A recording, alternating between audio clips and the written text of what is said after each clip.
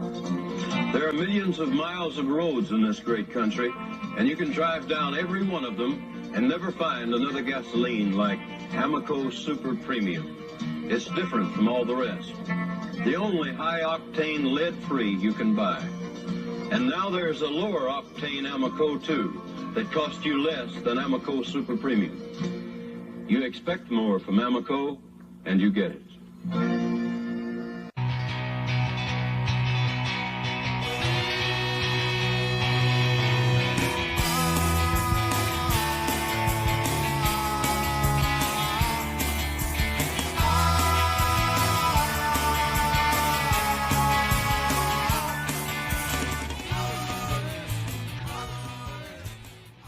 And welcome to another episode of the Music Relish podcast. I believe we're episode 66, right, guys? Yep. 66, yep. Route 66. So that's right. Get your got a great show tonight. It's a beautiful sunny day up here in Pearl River. The sun is up still, so we're back to that now at the start of the show. And happy St. Patrick's Day, guys. Yeah. Oh, Danny boy. The pipes of peace are calling. I thought what I was going to do is, Mark said, the sun is up, and that's enough. So you can do your Paul McCartney. I was reading a bloody book. Well, I don't think I have to say something. I haven't told too many people this, but I don't really feel like I thought I was like, I discovered my Irish roots when I was in my 20s. Mm-hmm. I did an ancestry test, and you're Scottish. I'm 3% Irish and like you're a 70% Scottish. So yeah, wow, yeah. So I got to sing "Do You Think I'm Sexy" with a bagpipe player. You're still into bagpipes, yeah. So anyway, yeah. So Mark, are you okay with that? And did you have haggis today instead of corned beef and cabbage? No, I'm okay with it because I realized that just my Irish ancestors came from Scotland, so it all makes sense. Europe's a melting pot, right? So that's right. It's all good. It's all now, good. Is there anything else besides Irish and Scottish in your background? Oh, German. My mother's 100% German, so I do have a lot of German in me. And then some other little countries in there. I think Poland was in there.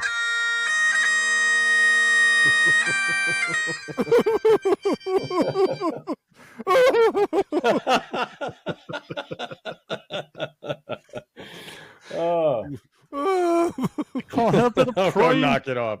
I'm crying. Oh, that's funny. So anyway, so the parade was a block away from me. I wouldn't know. I didn't go see it. The second largest parade in the New York area. Yeah, yep. Right. But I saw a lot of people. I saw someone fall down in front of my house. It was a good day. It's entertaining. I like to watch. Did you film it on your phone? No, I couldn't. Why not, man? We could put it on the show. I took a picture. There's a picture. But, if I fell and I was hurt, I wouldn't want to know that I was going to be have a picture put up on a podcast. Hey, that's a Beatles song, right? Look. If I fell on top of you, would you promise? I fell fat on my place. Anyway, so leading off the show. It's a pint of Guinness. Oh, yeah. Happy St. Patrick's with a Chardonnay. Yes, Danny boy. Ching. That's Ooh, I didn't mean to say that. I didn't say that word. I said ching. Slanty. Aaron goes slanty. Saints Bigortle, man. The hotels here are more swanky. I don't have to tell you. Rub joints.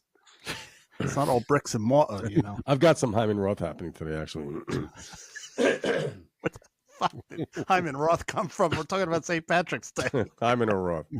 And I made the corned beef, but we're going to make sandwiches. We're going to put the corned beef on rye bread with sauerkraut.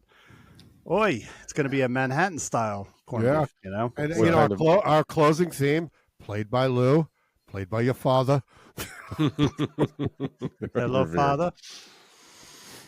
Anyway, so in honor of St. Patrick's Day, in our pre-show meeting, which we furiously debate and we come up with a show somehow every week. Sure we do. Lou informed me that he had some St. Patrick's Day based trivia. So Whoa. I'd like to open the show with that to keep the mood going. And I'm going to drink a little more wine faster than I normally do.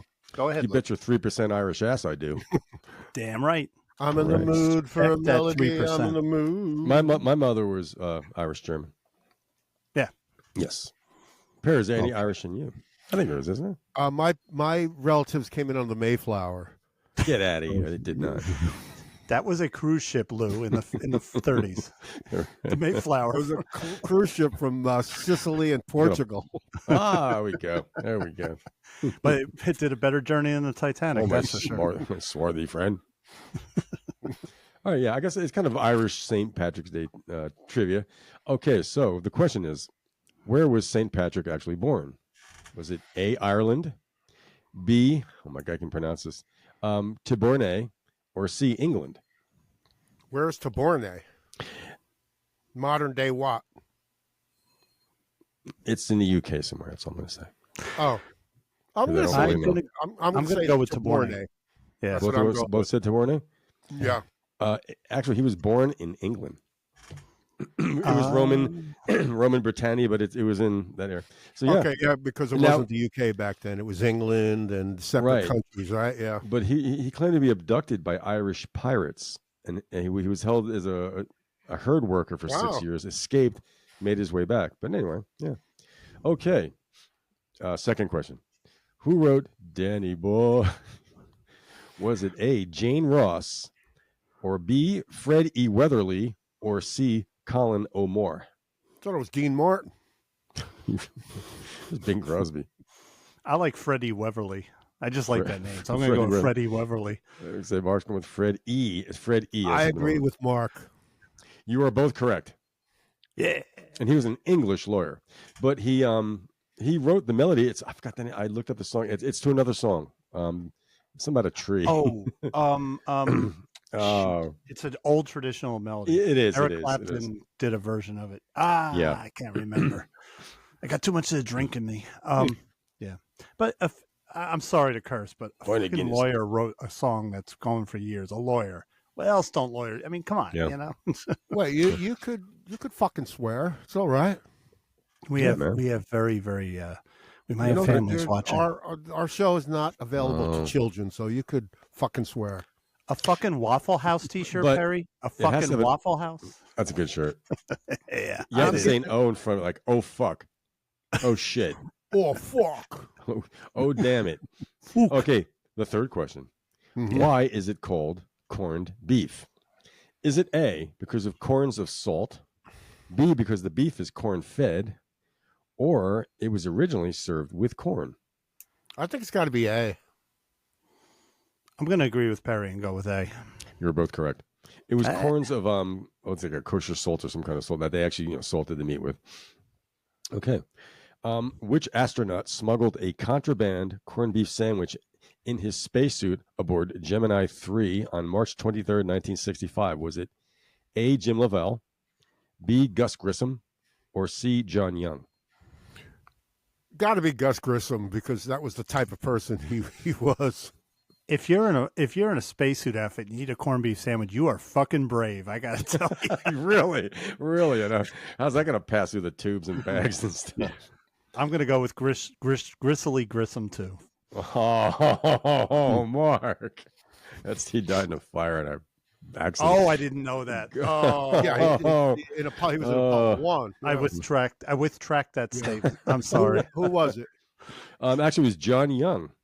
Wow. Now, Gemini 3, there was only 2 astronauts. Gus Grissom was the other one, and John Young. They were doing some orbiting stuff, to test for the Mercury program only had 1 astronaut. Gemini had 2, and of course Apollo had 3. Yeah. Yep. Okay. Oh God, I feel bad. Yeah.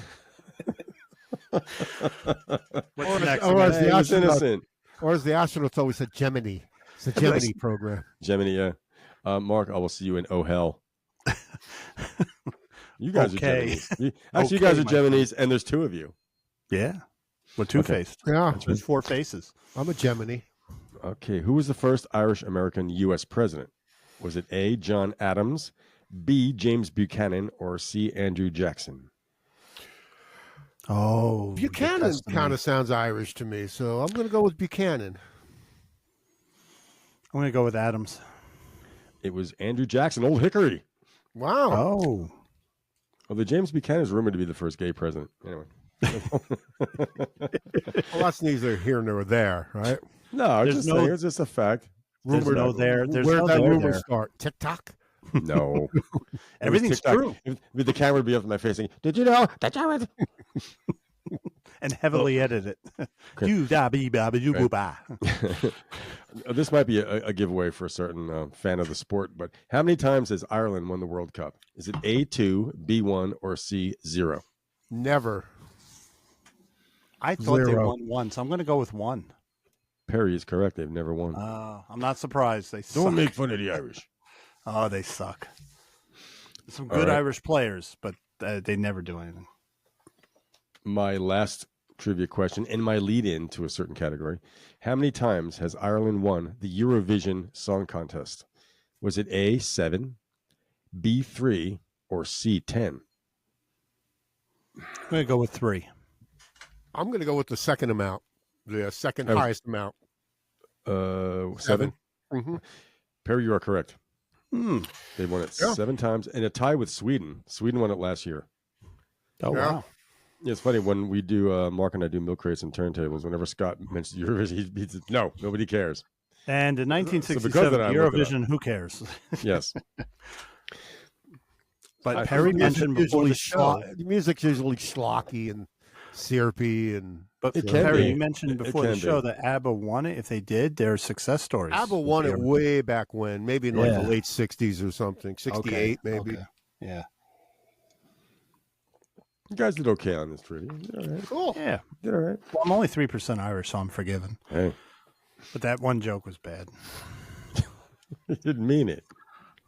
It's like if I said Vomity Hendrix or something, you know. What joke? You want to say it again? I missed it. What was it? He said Gristly Gus. Gristly Grissom. Gusly Grissom. Oh, dude! I just got it now. He was. Oh, look, yeah. Like I'm a little. You know, I gotta 10 minutes. I gotta put my monitor. I gotta put my monitor on so I can hear myself in the headphones more too. Like. There's no penalty box. Dude. There's just hell. Dude, wait, Mark, I could do it myself. Mark, I'm ashamed of what you said. I didn't mean it. It was an accident. There we go. I'm in the penalty box. No, come on. We don't do. Come on, we don't. Oh, I like it because you could take a break. It's aisle 13. So I got 2 newsfeed stories, Mark. If you want them. Wait, were you going to lead into something, Lou, or was that it? No, that was just okay. Not true. Well, we can talk about the other and I screwed up. You know, I should have done the newsfeed first. I'm sorry. That was like our first thing. Apologizing for you. The host is drunk. Do what you want. You're the host. You know. All right. So what do you got in the newsfeed? Because I didn't see much. There's 2 little things. There's going to on May 14th at Carnegie Hall, May 13th, rather, on Carnegie Hall, there's going to be a tribute to Crosby, Stills, and Nash. Todd Rundgren's going to be there. Sean Colvin's going to be there. Ricky Lee Jones is going to be there. Some group called Iron and Wine is going to be there. Okay. And other artists as well. But it's a tribute to Crosby, Stills, Nash, May 13th at Carnegie Hall. I'm intrigued by I'm intrigued by Todd Rundgren being in it. You know. Hopefully they film it and it gets televised or ends up on Tubi. It'll be a PBS fundraiser. Or not Tubi. And that's fine. I've seen many things on PBS fundraising. You don't mind the breaks, Yeah. And the only other thing I got is that means peanut butter sandwich. What's that? PBS peanut butter sandwich. Very astute. There's a new documentary coming out on Paul Simon. Cool. It's going to be on this channel called MGM. I don't get that. March 24th, Sunday at 9 p.m. It's a 2-part docuseries. It's called In Restless Dream, the music of Paul Simon. The person who produced it is Alex Gibney. He did the Scientology Going Clear doc. Oh, yeah. That was great. He did the documentary on Enron also. There was a big documentary on Enron. Yeah, he's the one who did it. He's doing the Paul Simon documentary. Nice. Hopefully another, because MGM is totally premium. You have to pay for it. And I'm like, another. No, it's not. It's not. It's just, like I have it. It's up there, like, when you scroll up on my thing. You can get it for free? It goes it's commercial channel. I thought there were a premium that you had to pay for them. I don't know. I don't know. Yeah, maybe I'm wrong. But that's cool. So that's all I had as far as little newsfeed stories. A cool documentary coming up on Paul Simon. Yeah, it was very quiet this week in music. I guess because like Don Henley has his tail between his legs, he walked away. And so nothing. Well, I got a little random thing on him later on too. Oh, okay. Whenever you want to do random, yeah. Sure. Well, I'm intrigued, Perry, because you told me that this week you just wanted to play a video from one of my favorite bands of all time, the first band I ever heard, the first vinyl I ever played.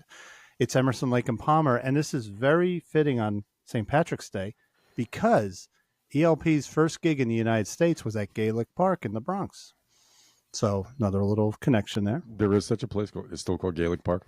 I think it is, yeah, Gaelic Park. Oh. And I have a bootleg of that performance. Someone made a very good bootleg of it, and it's the very first time. The audio sample I have is from 1974, the California Jam. One of their biggest shows ever. And I got to tell you, I'm not a fan of of this. But I know. I'm a little intrigued by Emerson, Lake and Palmer because for a 3-piece band, they sound absolutely huge. Yeah. And all 3 members, Carl Palmer, Greg Lake, and of course Keith, are super talented. I mean, these guys, that's a super group. Oh yeah. Right? Yeah. They were all in other bands too, by the way, right? Greg Lake was in King Crimson. Keith was, yep. Keith was in the Nice, and Carl Palmer was in the Crazy World of Arthur Brown. So they were a super group. Atomic Rooster. Yes, forgot about them. Yeah. So, well, anyway, and this video footage you're going to show. Sorry, from the top of their game. This was their peak. Look at that guitar.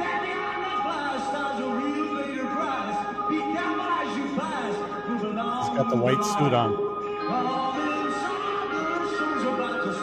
He's chewing gum while he's singing. Look closely.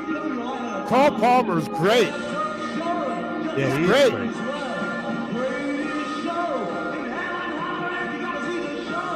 How do you chew gum and sing?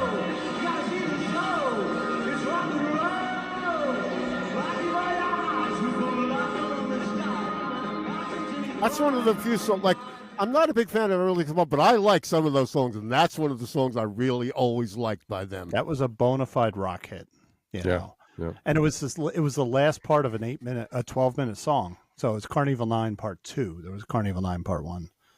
Yeah, but I noticed too, Mark, I've spoken with you about this, like Keith Emerson and of course his contemporary is Rick Wakeman, right? Yeah. They're not buried behind the keyboards. They're exposed to the crowd. So in other words, Keith Emerson is like a guitar player. He's facing the crowd. Yeah. You know? Right. Yep. And I'm amazed.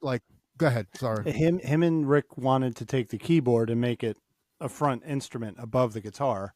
Rick had to deal with Steve Howe, but Keith didn't have to deal with a guitar player because Greg was mostly playing bass.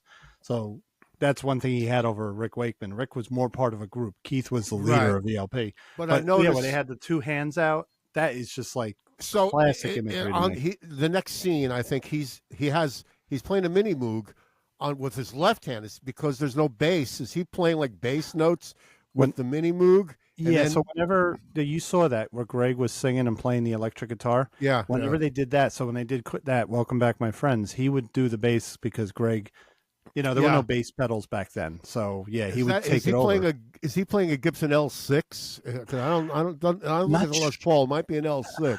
It was a custom guitar. It's a company I believe called, and Tom Spallone would know this, is a Mitas. It looks like a Gibson, but it was like some company that they're not well known, but it was a totally custom. And he's there's the thing too. Greg Lake is a fine bass player and a fine guitar player. Mm-hmm. Was he's not a virtuoso though. No, he's Palmer and Emerson were virtuosos. Absolutely. In fact, we have a little drum solo too later on too. What kind of organ? What kind of organ did Emerson play? I assume it's a Hammond, Mark. Hammond, yeah. They have bass pedals. Most organs have the under section has bass pedals. I think. That's a good point. That's a good point too. Yeah, I'm not sure where his feet are. Yeah, with the mini moog, you could be more fluid. You could go dun dun dun dun dun dun dun dun. You can do whatever you want. But again, I'm always been intrigued by the left side, separating, doing these things. Like I said, we're guitar players. We can do that too. My right hand is doing something different than my left hand. Mm-hmm. But I can't do with that. a keyboard. That's I was always amazed by that. Yeah. Now Greg's really, if you listen to their live album from that tour, Welcome Back, My Friends, the show never ends. That's where Greg, I was discovered that Greg is a fantastic bass player. His bass playing, but he plays with a pick, so he plays it in a guitar style. So he's doing all these intricate lines with a pick. So basically, he's a guitar player playing bass. But he was a very good bass, and he sang. It's another thing. He sang. Oh, he's also the lead singer. Yeah. Like Geddy Lee. I mean, they played these intricate bass lines. Interesting connection. Yeah. What percentage of ELP's music has vocals? Is it almost all of it? I never had albums, just the songs I heard on the radio. Yeah, they had instrumentals, but it wasn't the bulk. Bulk is like, so they had Hoedown, Toccata, Fanfare for the Common Man. Toccata, but those that's beer. It's like Toccata. But most of their stuff was because he had a good voice. He had a great voice. He was like that's the thing. If ELP didn't have Greg Lake, they wouldn't have had the hits they had. And he didn't write a ton of stuff for them, but everything he wrote was a radio hit, really. Lucky Man, Still You Turn Me On, From the Beginning. Wow. He wrote some very important songs. Who wrote the songs? Most of it was Emerson. Those sprawling epics was all Emerson. Was he the lyricist too, or was Carl Palmer the lyricist like Neil Peart? No. Greg wrote the lyrics with the help of a shampoo guy named... He wrote the lyrics with the help of a guy named Pete Sinfield, who also worked with King Crimson. I didn't know that. Yeah. Well, do you want to see another one? See if Keith is exposed to the crowd like any other musician, not buried behind his keyboards. Like, there's other bands where like you don't even see the keyboard; they're buried, surrounded by keyboards, right? Or they're off to the side facing in. Yeah. Felix Cavalieri was stood like Yeah. He was in the back, but he was facing out. But that's because he just had a Hammond organ. There was just a Hammond organ with Keith with Felix, right? But Felix wasn't in the front of the stage. Him and Dina were in the back. Correct. Yeah. Gene and Eddie were in the front. Yeah. Well, let's see if this comes up. He's got a mini move. Yep.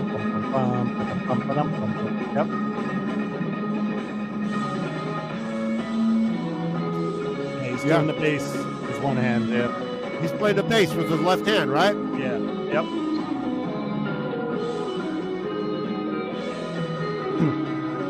That thing was built in Nashville, probably. Right? I don't know if they were based in Nashville at the time. Lou would know that. Yeah, probably. I mean, and look how effortless he's facing the crowd. He's facing the crowd. They were on. This is the peak for them. They were never that way again. That was like. What do you mean they were never that way again? So that was the tour behind Brain Salad Surgery. 74. That was 74. They basically shot their load by 74 because they did Tarkus, they did Trilogy, they did the first album, Pictures at an Exhibition. Oh, you're crass. After this album, they kind of went their separate ways, and they did the Works album, which really wasn't a cohesive album. It had great songs on it, but this was their peak. How they never long? Achieved that. When did Emerson, Lake and Palmer start? When did they get together? 69, 70. Oh, really? This is 5 years in then. Yeah, and this was it. I mean, they just couldn't. If you listen, like they played so fast on this tour, they never even played that fast again. Something was going on with them. They gelled perfectly. They did a big world tour in 77. They attempted to do it with an orchestra. They went bankrupt. Yeah, you've told me that story many times. It was a financial failure, of course. Right? Yeah. And then because they stupidly, as they said, nowadays if you do a tour with an orchestra, you just hire an orchestra in each city. Back then they said, "Oh, we're going to take an orchestra with us." Yeah. Can you imagine that, paying them? Yeah, we're going to pay them per diem. We're going to take them on the road. We're going to hotel rooms, everything. You have to have the tuxedos cleaned every night.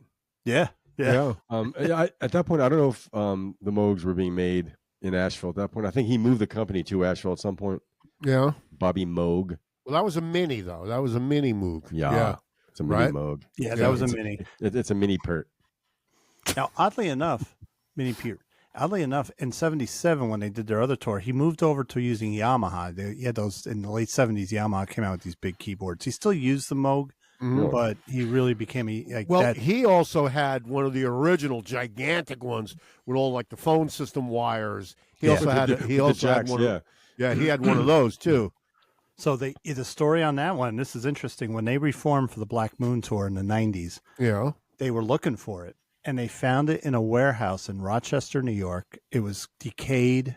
and it was not a climate controlled warehouse. So those upstate New York winters, they had to have a guy just they had a guy go through and they had to resolder everything. And but it's one of those things, I guess, like somebody said, "Oh, where are we going to put this thing?" So they just shoved it in a warehouse somewhere. Well, you know, I found it interesting because the next one is the Carl Palmer, little, 30 seconds of his drum solo. Because it was like a 2-minute drum solo. There ain't no way. But anyway, there, and then the clip after that is the way they transition from the drum solo. For instance, I've noticed that while Carl Palmer is still in his drum solo, Greg Lake starts singing again.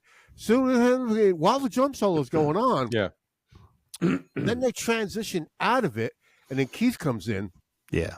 It's fantastic. What a scene! What a scene! They were. Yeah. If you listen to the original studio version, that little drum part is part of the original studio version. So he's doing his drum solo. He just goes into that. It was natural. It was a perfect place for the drum solo. But it seemed like the solo was still going on, and Greg Lake started singing again. Then they transitioned out of it perfectly live. Yeah. But anyway, this is some of the drum solo if you want. It's an extended drum break, really. There you go. Yeah. But I mean, I've read, we all read these music magazines. Carl Palmer's the best drummer in the world. To some people, right? Like, sure. Yeah. I can criticize him. After this clip, I'll criticize him. Well, he's a traditional. I noticed he's traditional grip.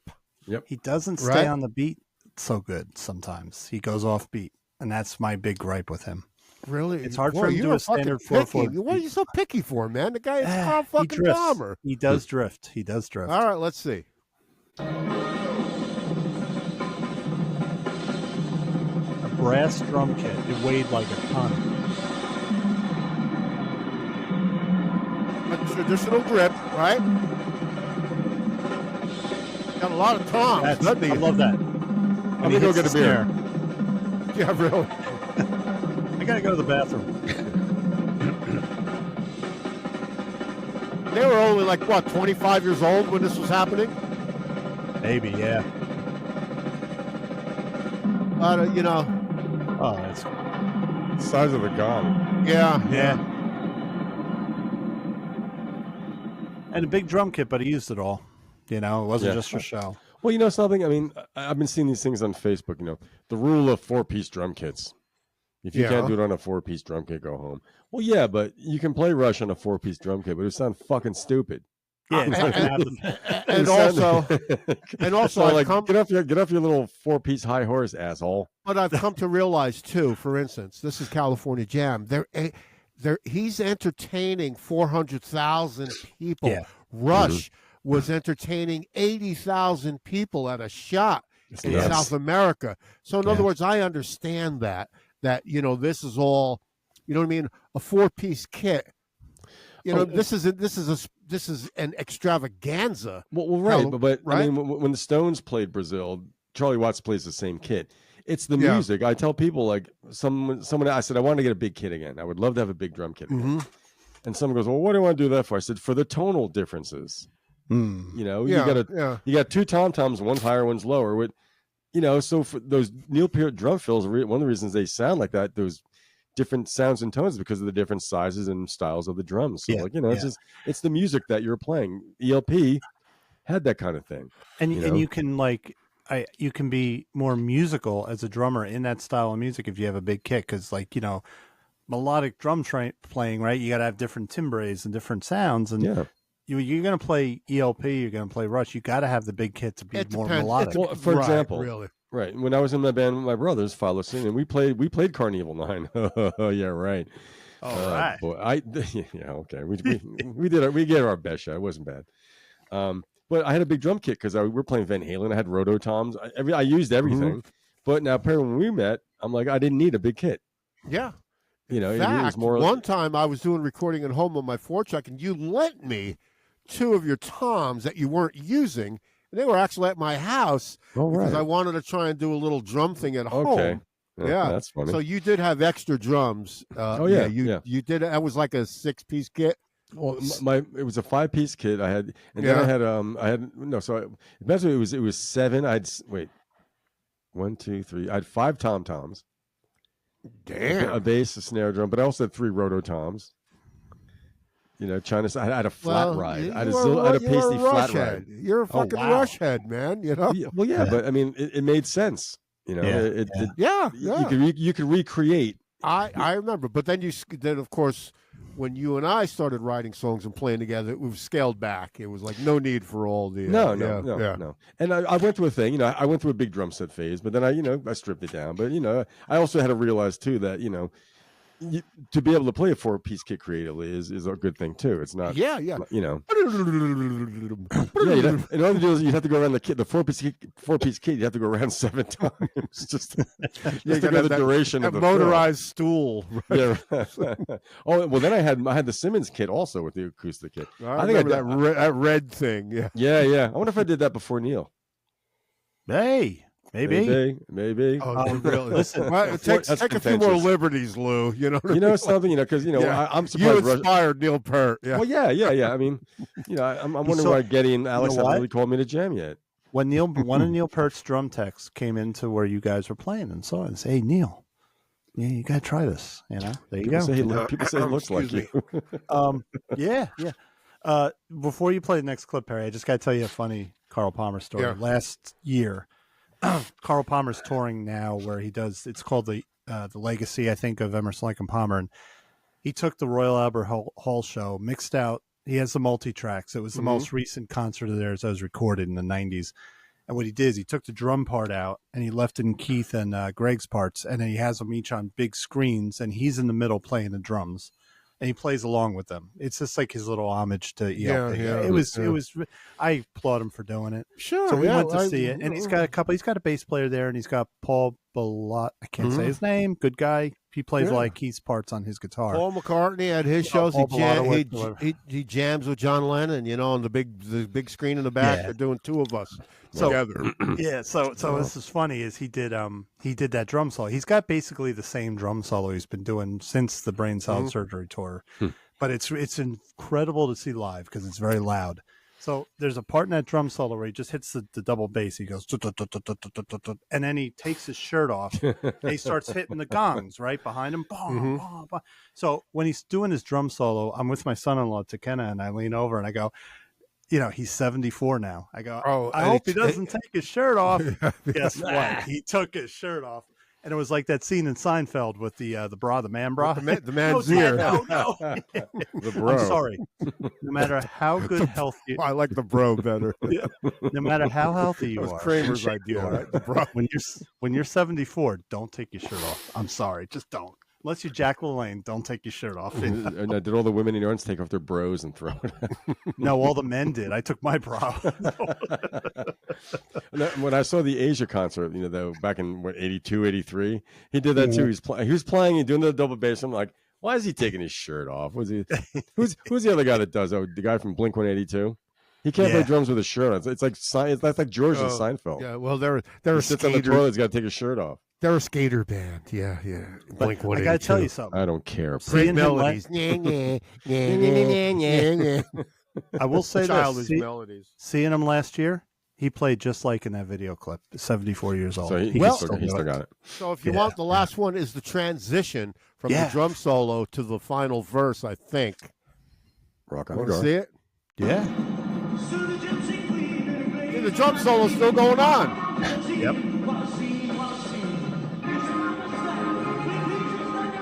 Now, on the recorded version,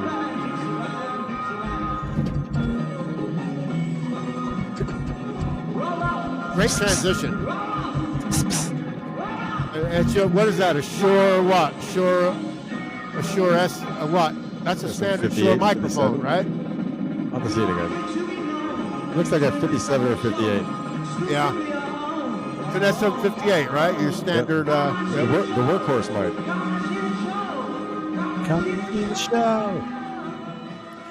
By the way, I don't know if you noticed something in there. There's a unique thing with ELP music. Keith Emerson's playing and Carl Palmer's playing were directly connected. He's playing like the drum, like, dun dun dun dun dun. You didn't get that, so they're a very rhythmic band. On the studio version of the Carnival Night Part 2, there's that drum break. Carl's doing the drum break, and then Greg comes in with the vocal, just like they did there. Yeah. Only in live, that was an extended drum solo. But there is that drum break in the studio version. Then Greg Lake comes in, and then they come in with the keyboard. Yeah, but that's how they recreated that live. Right. Yeah. Come on. But I love the way they transitioned from the drum solo out of the solo into the final verse. Like that was really great. It's a great song. I listen when that comes on the radio. I listen to it. Yeah. That's one of the few songs by them I really liked. That's a song that I like the hits. A rock fan can like a prog song. Like that's the one prog song that everybody can like. That's a rock and roll fan. You know. I think that song. I mean, it's not "Stairway to Heaven" in that scope, but that was one of those big epic. That's one of the classic epic rock songs of the '70s. That's up there with everything else. And it's not "Lucky Man," which is like I can't stand hearing that song anymore. So me and Tom Spallone we have a joke when we used to see ELP. We saw him more than a few times. The minute we don't go out there in the drum solo, but the minute Greg would start going, dun, dun, sing it with me, we'd go bathroom break. We'd go out. We just didn't want to hear it, you know. But it's a big hit. He had white horses and the ladies by the score. That's the Moog, right? Yeah. Oddly enough, on the first album, that's the only sound from the Moog that you heard. There was no Moog on any other part of that album. It was only on the end of Lucky Man. The rest of the album is all either piano or Hammond organ. Well, I got to tell you, I was intrigued by a 3-piece band, Emerson, Lake and Palmer, how good they were and how big they sounded for a 3. I mean, don't forget, they're entertaining 400,000 people here in California Jam. Or how many people were there? What year was that? That's one of the Cal Jams. That was 74. That was Cal Jam 74. 74. Okay. Yeah. So they had a big blowout with Rainbow. Rainbow wanted to come out at a certain time. Not Rainbow. Deep Purple. Deep Purple wanted Blackmore wanted to come play at dusk when the sun went down. Yeah. There was a major competition who would do more. So Blackmore overloaded the pyrotechnics and blew up his amp, and pretty much he singed Ian Pace's mutton chops, and he lost his hearing for a week. So then ELP had to one-up them. So the big thing in the ELP set was Keith Emerson's Steinway went up and flipped around, swirled around with Keith strapped into the bench. And that they beat him. From what I heard, it's like people, because he was playing, it wasn't just an amp blowing up, you know. Yeah. But think about 400,000 people being entertained by a band playing 10 to 18-minute songs. That'll never happen again. Yeah. Because that's when progressive music was kind of it was a new thing, so people liked it. Yeah. And by the way, I only showed like 40-second segments of it. So I'm sure that song went on for 8 minutes probably, right? The criminal part of that is that ABC never saved ELP's set. They saved Deep Purple's, they saved Black Sabbath. I found it. There's parts of it, not the full show. No one's ever found like the full like. No, I think you can find it. Try. Yeah. Deep Purple's, it's out on DVD. You got the whole Deep Purple set, Black Sabbath, but the because back then when TV stations like they did a TV show, somebody just shoved the film somewhere and cut it up, and so all you get now is certain parts of it. Well, it's a shame. For me, not being a fan of ELP, that was impressive. Yeah. Yeah. It was. Yeah. You know what I watched today? Part of what? Taylor Swift's Eras concert on Disney+. What'd you think of it? Honestly, it's kind of fucking weird. I liked it. Did you? Really? I didn't see it. Well, I have no interest in watching it. That's I did out of curiosity because I've heard a few of her songs, and you know, it's not my music, but I'm not. I get that. You know, I have no real feeling about it. I'm very ambivalent. Yeah. But the show, I mean, I don't know how many people are there, but I mean. It's kind of Disney. That's our Disney thing. Yeah. But to me, I mean, it's kind of over the top. Yeah, just the sets and stuff. But there's something about them. I'm like, is she singing? I'm not saying she's not. Is there lip syncing thing going on, or I heard she does. I don't know. Does, but she may have overdubbed for the movie. She may have overdubbed her vocals. Because how many live albums are really live? They overdub the vocals, right? So she may have done live albums used to be live. I gotta say, I mean, musically, I mean, I really wasn't impressed. I mean, the fact that she has control over the audience like that, but it almost seemed kind of fake to me. But what's the average age of the Swifties? Oh, they go from the teenager to the late 50s and 60s. There's an average age though for Swifties. You know what I mean? Young. Under 25. Like Billie Eilish and her dead eyes. You know what I mean? You ever see a picture of Billie Eilish? Here we go again. She has dead eyes. She has corpse eyes. I heard a song of hers today on the radio part of it, and I'm like, this one kind of set me down a little bit. I mean, then again, I that whole Coffee House channel on XM, I think that was the reason why I might. I tried cancel. it after you talked about it, and I'm like, oof, yeah. No, it's these undertones. It's down. It's depressing. It's morose. The lyrics are weird. Yeah. It's just like, I mean, I don't know. It's joy. I call it joyless noise.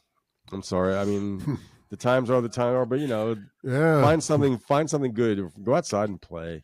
From the times they are a change. Go hiking. Quick. Listen.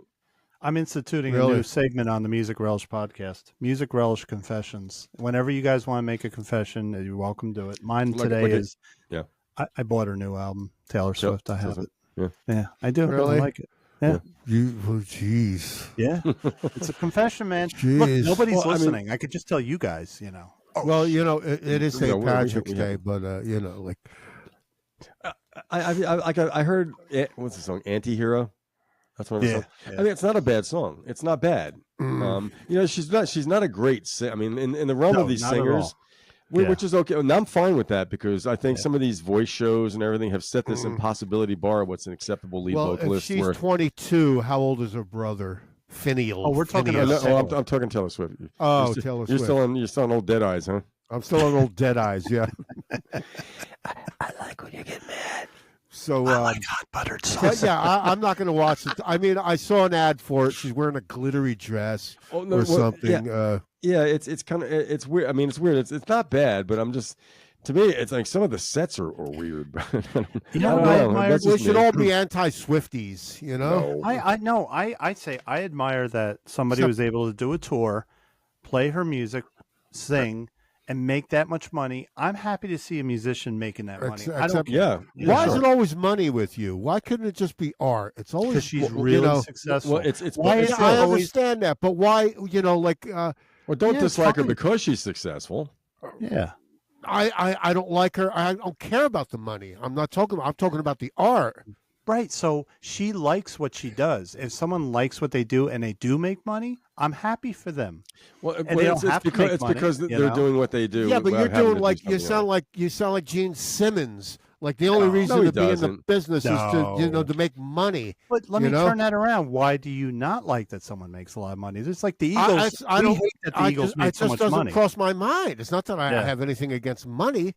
When I think of Taylor Swift, I don't think about her money. Because I think about the songs. She did this, like her or not, and I know, it's like she did everything the way she wanted to do it, and she's successful, and I'm happy for her. If she bowed down, to other interests, she wouldn't sound like the way she does. I know a lot about it. Like, I read the story about her manager who ended up buying her record company or something like that, and that's why she re-recorded all of her albums.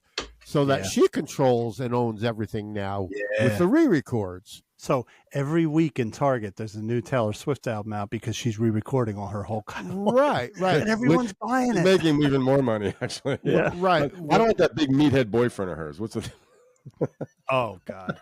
Oh, yeah. He's a real brainiac, isn't he? I don't know. It's he's like 10 feet She'll tall. dump him. Give it time. She'll dump him. Another thing. Oh, he got a free ride to college, because he could tackle someone or catch a ball. Another thing, though, you got to admit is if you've seen what she gives her people, she gave incredible bonuses to everybody. That's so cool. Someone that just ran, some guy that's running the Gaffer, he came home with $500,000 on top of what he made. Good for that. Like she shares, and that's what I like to see. Well, so it's like, think about if the tour grossed $280 million, giving somebody $500,000. Yeah, sure.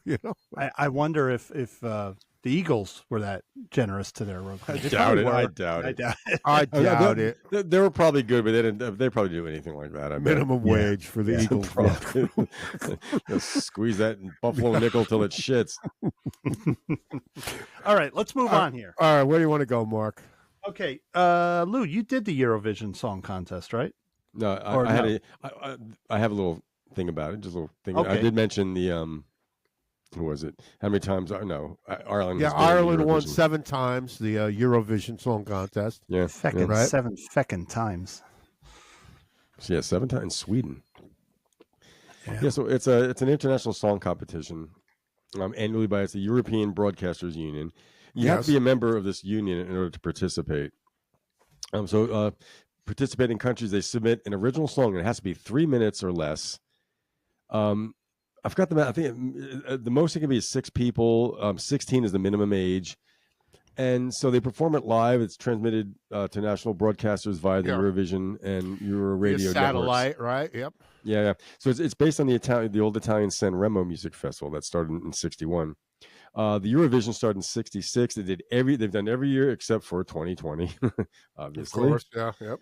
It's the longest running international music competition and one of the world's longest running television programs. So as of 2023, 52 countries have participated at least once. I don't think the U.S. has ever won once, right? They just don't being respect Eurovision, America. does it mean it's just European? No. Well, originally it was. I think there was like 16 countries that initially. They've expanded to Western Asia, so it's an international thing now. Okay. So the first winner was from Switzerland. It was a song called "Refrain" by an artist called Liz Asia. Anyway, I got that album. I saw the Mark tour. loves it. Mark is fabulous. He loved the tour. Fabulous. Yeah.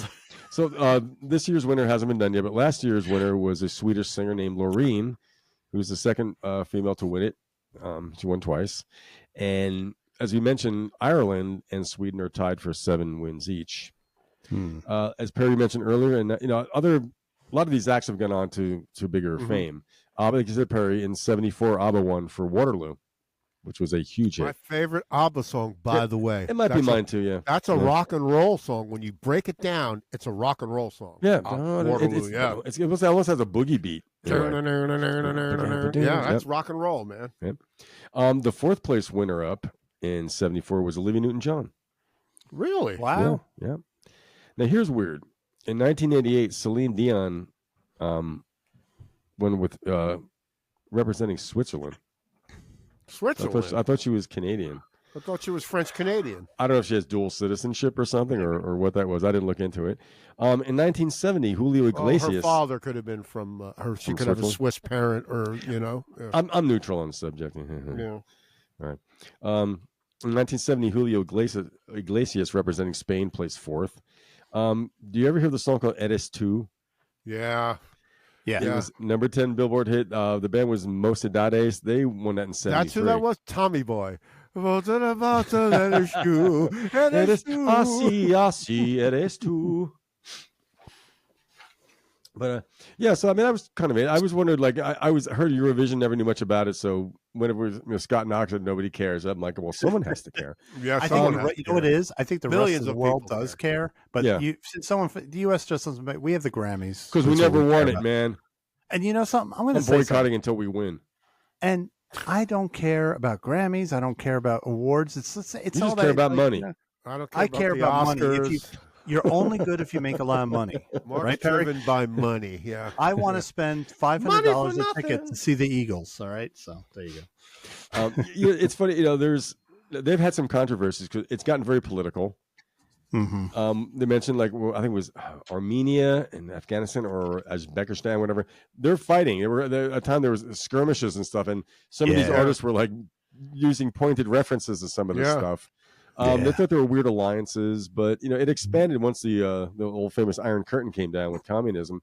All those satellite countries, like Latvia, started putting weird songs alliances and a music thing. No, Rock and Roll Hall of Fame. No, never. Never. That's anti. That's un-American, Mark. Yeah.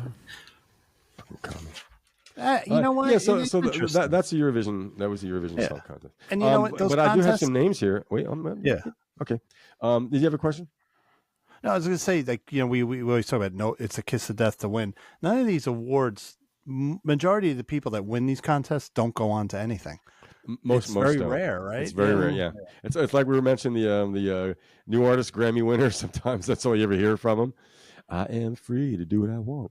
But Ireland has won 7 times, so I'm going to list the 7 Irish winners. Okay. The first one was a singer named Dana, and she had a song called All Kinds of Everything. And that was the year 1970. Would you guys like to hear a little clip of it? Sure. Yeah, sure. Dana, Rosanna, Dana. I make him an offer he don't refuse. Yeah. Oh, fill me up, buddy. Give it. Okay. Got to get through the ad in the beginning. And now, the moment we've all been waiting for. Dana, the little girl from Ireland on whom all our hopes are pinned. What can I say about Dana? You know everything already. So, let's just watch the film. Well, your hopes are pinned on Dana. You're in trouble. It sounds kind of hokey. I don't think we'll get in trouble for this. I'm going to... Yeah. Wait.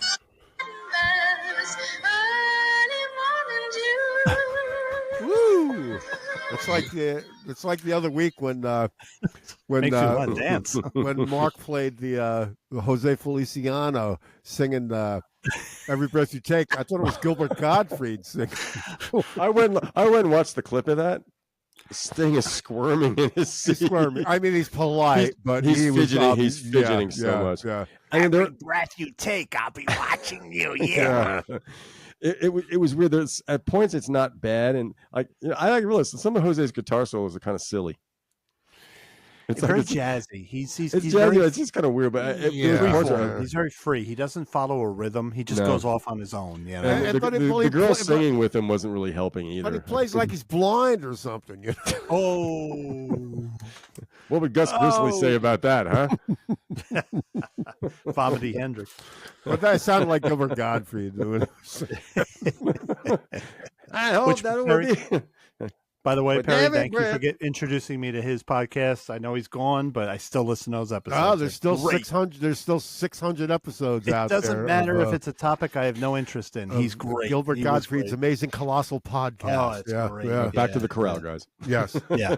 Okay, so Dana was the first winner for Ireland in 1970. 1980, Johnny Logan won for the song called "What's Another Year." He won again in '87 for a song called "Hold Me Now." Linda Martin won in Why Me in 1992.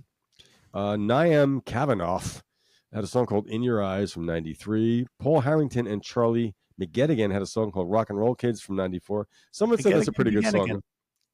And the last winner was 96. It was Imar Quinn for a song called The Voice. Go Ireland. Go Ireland. Yeah. Wow. But they've been known for it's kind of kitschy. Sometimes the music, like some of the music's kind of schlocky. Some weird European music, It's like, yep. Again, it's like a band like a band like Focus would have been on there or something. Yeah, They rock. Grammys, schlocky music wins and all that stuff. Schlocky stuff. Give Ireland back to the Irish. Yeah. Don't make fun of the Irish. It is St. Patrick's Day, right? I'm Scottish. It is. Yeah. But don't say anything about his poor Irish mother. My mom was Irish. You're real. I'm a fake Italian. I'm a Wonder Bread Wop. I'm staying away from that, dude. Yeah, man. Hey, you got some trivia for us? I do have some trivia. I want Lou to beat my ass with this. Yes, I do. Yes, I do. Okay. Let's have There at we it. go. Trivia. I color coded it. Okay. For your benefit or ours? For Bare my knuckle benefit. brawl, Lou. You know, my random relish is green. My trivia is blue, so I know it's easier to find. You know, Is my green lighting coming across to you guys? I just look sick. yeah, no, You do. You look like you're about to vomit. it's in color. It's green. And it doesn't help you have absinthe in the background. The corned beef. All right, so remember my corned beef was green. I remember that song by the OJs. Get on board, love train. Yeah, it's a love train, right? Come on, we're playing that next month at the Spiritual Center. Well, can you name some of the countries that are mentioned in that song? Africa. That's a continent. Well, they mentioned a bunch of countries and a continent. Oh my George Bush. No. Africa's a big country. No. You're right. They mentioned a bunch of countries and a continent. So the continent they mention is Africa. Oh, okay. They mentioned countries, huh? They do mention countries. Yeah. Think about the song. Run it through your head. Ireland. Australia? Love train. Australia? No, come on. That's all I know. And all the things in Africa. Do they mention Australia? Mm-hmm. Oh. America. Russia. Japan. They mentioned Russia. They do mention Russia. You got one there. Yep. All the friends in Russia, too. Oh, okay. Cameroon. No, that's in Africa. Africa's a country. It's the biggest country in the goddamn world, Perry. Than in England. Okay. Well, that's right. Do they mention Japan? No. They mentioned Egypt and China too, right? What do they have against Japan? This is horrible. They even mention Israel. Oh, okay. Huh. Yeah. Interesting. And they mentioned a bunch of countries and a continent. Well, that was you got that. Okay, so here. Mentioned a continent. Who played? Here's a question. Here's a trivia question. The Beatles' Revolution, right? Mm-hmm. There were 3 versions, right? There was Revolution number 9. Does that one count? No. Yeah, it's called the Revolution number 9. Yeah, but there was that like the acoustic version, and then there was the single version, which was on the flip side of Hey Jude. Remember that one with the raucous that he stole. Who played he borrowed. He didn't. Right. Who played electric piano on that song? There's electric piano on there. Billy Preston. It's not Billy Preston. No. Okay. It's not Billy Preston. This was 1968. Ian Stewart. Good guesses. It's Nicky Hopkins. That was my next guess. Yeah. Yep. And there are other people, like, he was on a Beatle record, uncredited, of course, but that's Nicky Hopkins doing it. Yeah. Really good. Yep. Talking about a varied artist. Nicky Hopkins went on to play with the Jerry Garcia band. With a lot of people. He was a big session guy. He was the piano player on Sympathy for the Devil. Yep. Yeah. The guy was everywhere. But being with Jerry Garcia for 3 years, that surprised me, of all people, that he would be with him. Do you think they got stoned together? No, they drank without together. Okay. Can you name the 2 hits by the Box Tops? The Letter? Yeah. Cry Like a Baby, if that's even the title. Mark, do you agree? I agree. That was easy, man. That was it. Yeah, I agree. 67 was the Letter, less than 2 minutes long, right? Yeah. And what surprised me, there's a lot of old guys who are not aware that Joe Cocker is covering that. I asked these dudes, I said, "Do you ever hear the Box Tops version?" Who? I said, the original version of the song that you heard when you were a teenager. Yeah. Fuckers. I heard the other day, "Jump Into the Fire" by Harry Nilsson. And I know you always say Jim Gordon's the drummer on it, right? Yeah. Yep. Yeah. Herbie Flowers plays bass. Herbie Flowers plays bass on "Jump to the Fire." Chris Spedding plays guitar. Jimmy Webb was the piano player on that song. Oh, wow. That I didn't know. I'll "Jump Into the Fire." What is Chris Spedding known for? He's known. He's one of those session guys. He's a session guy. Okay. He's kind of like Nicky Hopkins. He's playing guitar on, he's been in a few bands, but he's one of those guys too. Chris, you'll see his name in a lot of records. Pete Townsend, maybe, or yeah, he had an association with Pete Townsend. I've seen him connected with him. In fact, is he like Rabbit Bundrick, one of those guys? When the Sex Pistols were recording their one and only record, right? Because never mind the buttocks. Never mind the bullets. Never mind the Botox. But Chris Spedding was the guy who gave them the studio time too. Yeah. So he was an English bloke. Thank you, Chris Spedding. Yeah. So 1973. Which British band had the same song on the U.S. top 10 at the same time? One studio version, one live version. 1973, you said? 1973. This British band had the same song in the U.S. top 10 at the same time. One was a studio version, one was a live version. Can I guess? Deep Purple, Smoke on the Water. I was going to say the same thing. Synchronicity. It is absolutely Deep Purple, Smoke on the Water, because although Machine Head was recorded in 1972, Highway Star was the single. Yeah. And Never Before, I think, was another one. They didn't release Smoke on the Water as a single till 1973, and Made in Japan was recorded in 1972 and was released also. Mm-hmm. So they had both versions of Smoke on the Water in the U.S. top 10 at the same time. That's cool. Wow. And, of course, I'd like to mention Scott McLean and Jack Calabrese from Milk Crates and Turntables. They were the one that told me that Made in Japan was the only one where like the way what you heard was recorded. There was no touch-ups in the studio or anything like that. It was done. What you heard on record was the way they played it, and that was it. No bullshit. Yeah. No bullshit. No touch-ups or anything like that. Yep. Yeah, so that was it for my trivia, but that was interesting how like the same song live and studio were in the top 10 at the same time in 1973. I think I heard the live version first. Me too. Really? I didn't hear it. Yeah. And then naturally, when I heard the studio version, I thought it was lame the first time. I did too. The live version when John Lord and Richie Blackmore, they duel each other, right, with the riffs. Yeah. It's funny. Richie himself pointed out, and we know it as musicians, but a lot of people don't know it. He goes, people think I play this great heavy riff for Smoke on the Water. But if you play it with bar chords with your finger like that, it's wrong. He's just going blank, blank. He's doing the fifths. It's John Lord that gave it the heaviness. Distorted organ. With his Hammond organ through a Marshall amp. That was much John of Richie's riffing in Deep Purple was actually not that heavy. It was John Lord doubling the riffing. Yeah. I just want to backtrack real quick on my shirt here, my zebra shirt. This guy Felix Hanneman.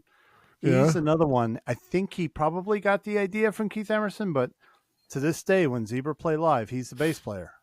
But when they do the songs where he plays the keyboards, he's got a mini Moog. So when they do Take Your Finger from My Hair, your favorite song, Perry, Don't Walk Away, any song from Zebra that has a keyboard in it, and he takes, they don't do backing track. He's doing that mini Moog. So he's another one. It's pretty cool. So, cool. I got a trivia question for you guys. Yeah. My first one probably ever on the show. Or second. Can you tell me who was a member of both Fleetwood Mac and Black Sabbath?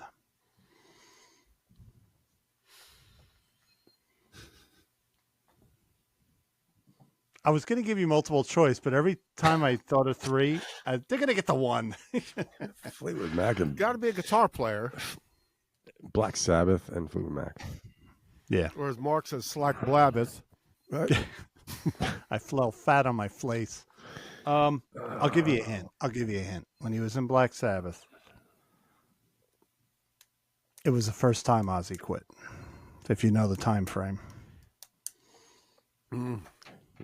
Rocky Burnett.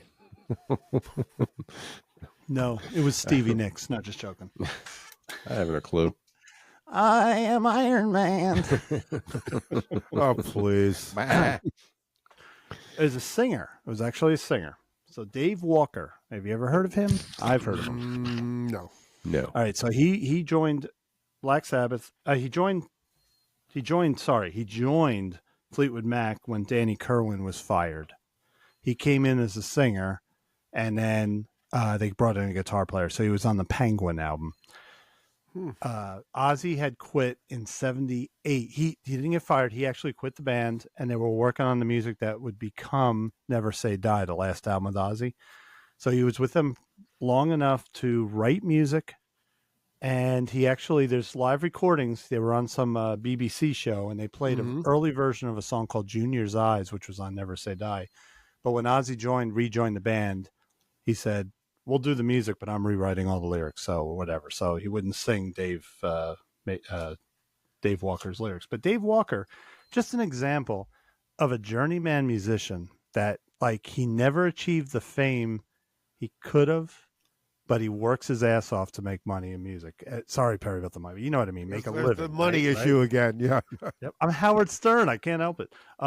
So anyway, his thing is, it's kind of interesting. I did a little deep dive on him. His first gig was he replaced Jeff Lynne in Idle Race. So Jeff Lynne had quit to join the Move with this is in the mid '60s, I'm guessing, this right? Is the late I thought it was the Mauve.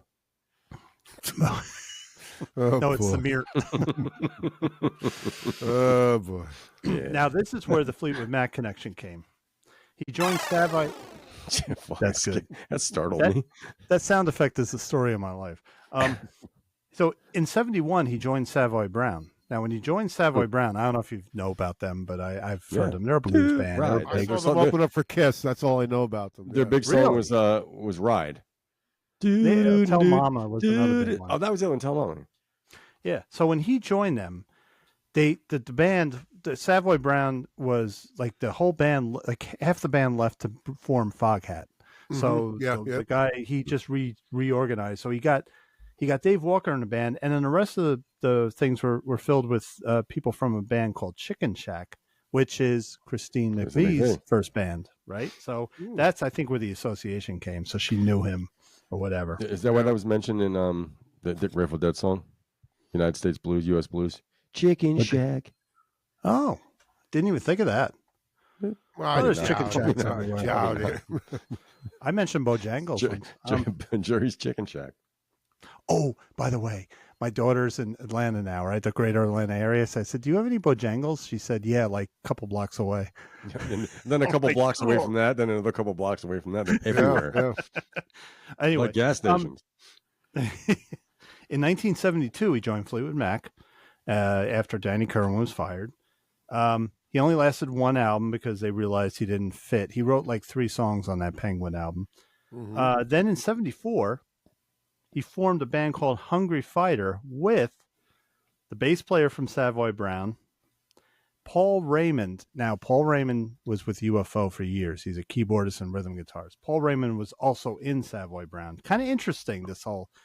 And Danny Kerwin was in this band that he formed. So he got together with Danny Kerwin, who was fired from English band scene, right? I mean, it's a scene too, right? Yeah. But I like that Danny Kerwin was fired. He replaced Danny Kerwin. And he says, hey, Danny, you want to form a band? Nope. They did one concert, and then they had there was a horrible accident after the concert in which a bunch of the roadies were injured and they lost all their equipment. So that went nowhere. Then he moved to San Francisco from England. Yeah. Moved to San Francisco from England and formed a band called Raven with the ex-Quicksilver Messenger Service guitarist John Cipollina, which I've heard of. Whose brother was the bass player in Huey Lewis and the News. I was going to say, no, I didn't know that. But it also featured the future Greg Kihn guitarist, Greg Douglas. So here's English Dave Walker in San Francisco playing with these guys. And then in 76, he joined a band called Mistress with that Greg Douglas guy that was in, Greg Kihn. But then Greg Douglas left to join the Steve Miller Band. It's just all the connections. San Francisco. In 77, he was in San Francisco. Tony Iommi was in California, and he called him. He's like, Tony Iommi grew up with Dave Walker. They knew each other from childhood. He said, do you want to join the band? He got on a plane. On the way to England, he was writing lyrics furiously. He thought he was in the band, lasted a few months, and then Ozzy came back, and he got... So there are publicity pictures of Dave Walker in Black Sabbath. You can find them on the web. We recorded no records with them, though. No, but I don't think it would have worked because he's actually a bluesy singer. And Black Sabbath, the way they reinvigorated themselves is they totally went heavy metal with Ronnie James Dio. I think if they went the blues, metal, hard rock blues route, may not have worked out. So now he's still alive. He lives in the Southwest, and he's just gigging around. He's 74 years old. I just find it fascinating that this guy, that's his life, his music, and he just picks up with bands. And I love it. Wouldn't you if you met him at a bar? You're like, hey, Well, after Ian Gillan was tossed from Deep Purple, they talked about getting Paul Rodgers to be lead singer of, because Paul Rodgers was one of the best vocalists around at that time. Right. That's right. And again, it wouldn't have worked, right? They would have had to have changed their sound to accommodate him. To an extent. He couldn't have sang Highway Star the same way. He couldn't have sang. Well, I think they were talking about recording a new record with him. Yeah. Right. So that's interesting. Dave Walker. So nobody knows about him, but I love. Yeah. I have a book. I don't know if you guys remember, but I have a book called Rock Family Trees, where it'll have like bands and the members as they moved on to other bands. It's like a big family tree. If you look at a book like that, it's fascinating to watch. Like Paul Raymond, who to me was hard rock with UFO, and he was in Savoy Brown. It's like that's two totally unrelated bands, but these guys from England, hard rock started, at a certain time, but they all started in blues bands in the 60s, Yeah. I mean, a guy was in Savoy Brown, then he was in UFO, then the guy from UFO was in this band, and the guy from so yeah, cool. But us growing up with music, I hear a UFO record, then I hear a Savoy Brown record. Nowhere in my mind do I think there's a relation there. They're two totally different kinds of music. I like that stuff. Yeah. So anyway, hey, Perry. Yeah. I heard you want to talk about a popular name in guitar making? Let me ask you this. If I say the name to you guys as guitar people and any listeners out there, if I say the name Bigsby, what do you think of? Tremolo. Yes, Whammy you bar. do. Yes, you do. The wiggle stick. Wanky bar. The wanky bar. Yeah. But is that a Door song? The wanky bar. But the thing is, Front of the Soul Kitchen. Paul Bigsby made guitars. He made he made necks for acoustic guitar. You'll see like Lefty Frizzell's guitar, like he'd have Gibson guitar, and it'd be a. Paul Bigsby is the guy that came up with the headstock, with the scroll headstock that Leo Fender used. Paul Bigsby created the 6 in a row. Oh, really? 6 in a row headstock. Huh. That was Paul Bigsby. Well, let me, you know what? I've got a few things. I'll read one. You, Lou, if you want to read one, and Mark will read one. Here it is. So the Bigsby Electric Guitar Company was founded in 1946, very early. Although Bigsby specialized in steel and lap steel guitars, he made a handful of standard guitars, which would come to shape the way all solid body guitars would be made in decades that follow. Yeah. A lot of people don't know this. His name is kind of excluded. They've got Leo Fender and, Ted McCarty from the Gibson Company, right? But like, did he patent or did he trademark any of those designs? Did he get anything from Fender? Yes, he did. And they're exactly what you're saying. So in other words, here's the first electric guitar he made for Merle Travis. You know who Merle Travis is, country singer. Merle Travis is from Muhlenberg. Well, let me show you the picture of the guitar. That's a cool looking guitar. Look at the headstock, right? It's more extreme. It's got a point on it. With the scroll headstock and the 6 in a row, Paul Bigsby started that. Was there a tuning advantage to that? Wasn't that supposed to be better for tuning? I don't know. It's just an aesthetic thing. That's a Bigsby. And if you look at old pictures of Lefty Frizzell and Merle Travis when they have acoustic guitars, you'll see a Bigsby neck on it. He also did that. But Bigsby is the guy who created the 6 in a row headstock. I'll tell you what. The scroll headstock. There's an advantage to 6 in a row because when I'm tuning my Strat, it's all turning them the same way. When you got 3/3, you go, shit, I turned it the wrong way. I've done that putting strings on acoustics on my acoustic. I'm like, oh shit, I've gone the wrong way around the tune. The tune. I was at a friend's house the other day, right? Because I'm left-handed. I was at a friend's house the other day, and he had an Ovation roundback guitar that somebody lent him. So I'm trying to tune it for him, and the high E was put on backwards. So if you think you're tightening, you're loosening it. One time I was like, why isn't this thing working? Really? But a little thing honest with you, my acoustic right now, I did that. But Merle Travis is from Muhlenberg County. What state? North Carolina. No, that's Kentucky. That's coal country. Oh, okay. Muhlenberg County. The Everly brothers are from there also. Oh, okay. Yeah. So Merle Travis, and he ended up going to California. He incorporated all styles of music, not just Appalachian music. He went, he did all country, Texas swing. He did all kinds of music. And you ever hear of Travis picking? The Travis picking style is named after Merle Travis. Yeah. It's coal country picking. In other words, your thumb does the bass notes. So it's two fingers. I can't. Your thumb goes to like the E and the A or whatever, like boom, boom, and then your index finger is now playing the melody as you're fingering chords here. When you see it done, you'll recognize it. Okay. When you see it done, you'll recognize it. But I've tried to do it. I can't. I know I'm talking about Paul Bigsby, but because Paul Bigsby's first electric guitar he made was for Merle Travis. Randy Travis named himself after Merle Travis. Oh, really? Randy Travis's real name is Randy Bruce Trawick. Oh, wow. He named himself after his idol, Merle Travis. Okay, hey, Trawick, come over here. Now, here's a little thing about Merle Travis, a little sidebar. Merle Travis wrote Smoke, Smoke, Smoke That Cigarette, right? He wrote that one. That's a Texas swing sort of song. And he wrote Rags, too. He wrote Rags. You know, like I don't know either. Yeah. Well, no, he wrote Rags, like the rag style song. Like, okay, gotcha. Yeah, gotcha. he wrote a song called Everly Rag because he knew Ike Everly, the Everly brothers' father. Yeah. You know, Dylan has is it Nashville Rag on? Right, that's a style of song. Yeah, yep. Rag Mama Rag by the band. Mama Rag. It's a rag. Yeah, yep. And probably the most famous song that Merle Travis wrote was 16 tons, and what do you get? I owe my soul to the company's because store. It's coal country. It's coal country, you know? Yep. Yeah. Wow. So here, I got another thing. And deeper in debt. So who wants to read this one on Bigsby? Who wants to take this one? I'll do it. Okay, Lou. Bigsby was known locally as a guy who could build anything. Everything was hand-built by Bigsby himself in his garage/shop. He even wound his own pickups. On the downside, he was not a great record keeper, which made documenting just how many guitars he built quite difficult.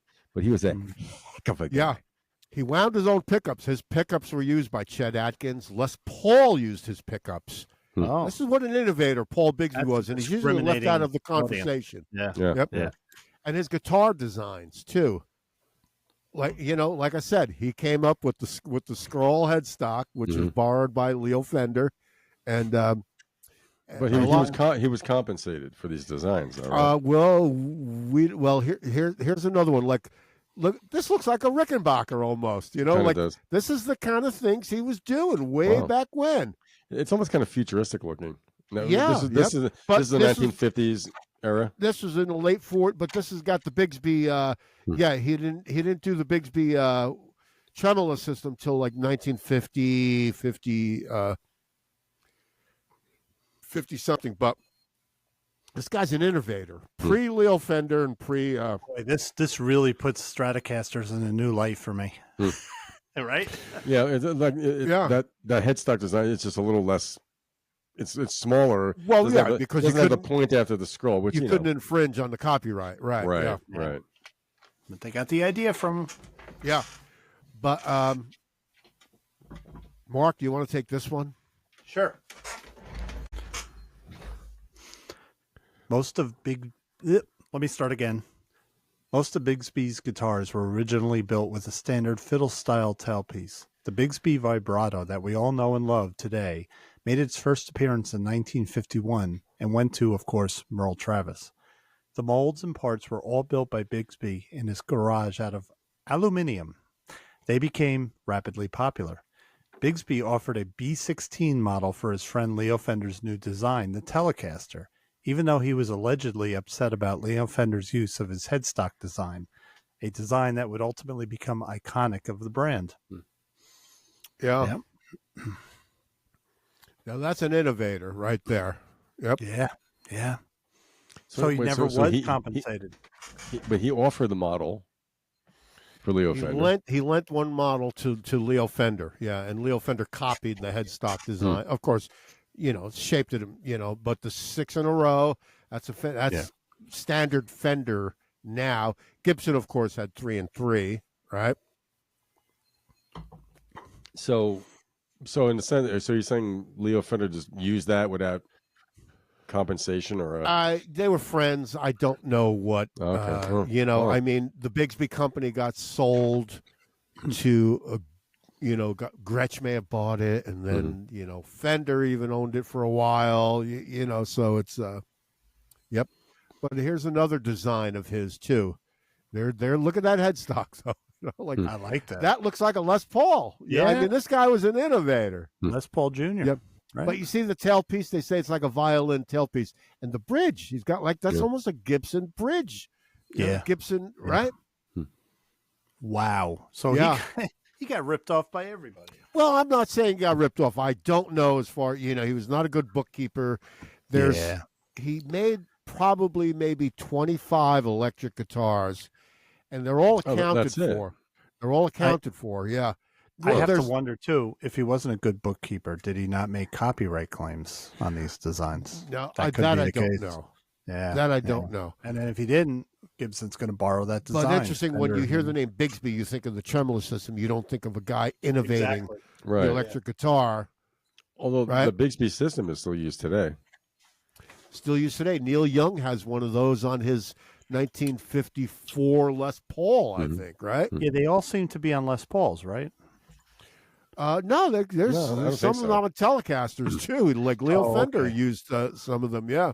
What about some of the newer Gretsch? These other, like mine doesn't have my Gretsch doesn't have a tremolo, but I thought Bigsby was going across other models of guitars besides just Fender things or Gibsons.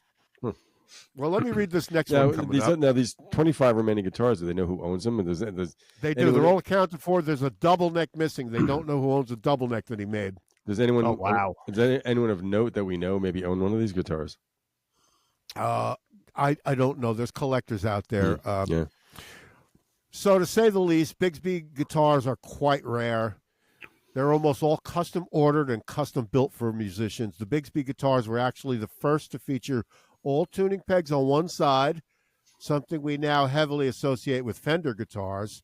His headstock also featured a scroll shape that bears more than a passing resemblance to the iconic Fender Stratocaster headstock. Right. Yeah. Oh, by the way, all this information came from guitar.com. If anybody wants to go to guitar.com, they can read the whole article out there. Cool. Yeah, it's it's a magazine, but it's also online presence as well. But yeah, so the headstock, the scroll shape, it was all his idea. Yep. That's Bill Bigsby. I'm thinking of Bill Bigsby. What was his first name? Paul don't make him angry. He played the Hulk. The courtship of. I let me see. I don't know if there's another one here. Lou, you want to take that one? Paul Bigsby is often left out of the conversation when it comes to talking about solid body guitar innovators, but the truth is that it was he, not Leo Fender or Ted McCarty, who created the first modern solid body electric guitar. Who was Ted McCarty's from Gibson. He's from the Gibson company. Oh, okay. He came, shaped the Les Paul. And it's funny. We did I did a little history of the Telecaster about a month or so ago, and none of that came up. Mm-hmm.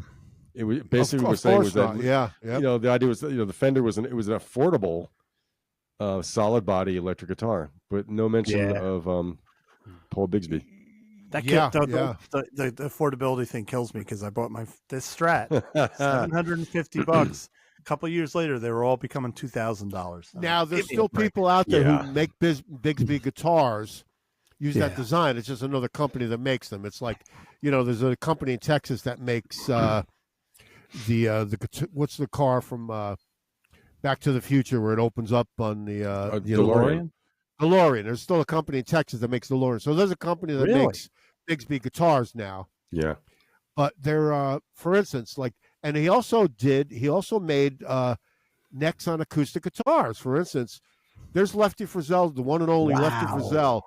See, it's a Gibson with a Bigsby neck on it. Yeah. So he put necks on acoustic guitars too. And you see a lot of them out there. Wow. That's a Gibson J200, by the way, that Bigsby made a neck for. Well, I like the headstock has both brands on it.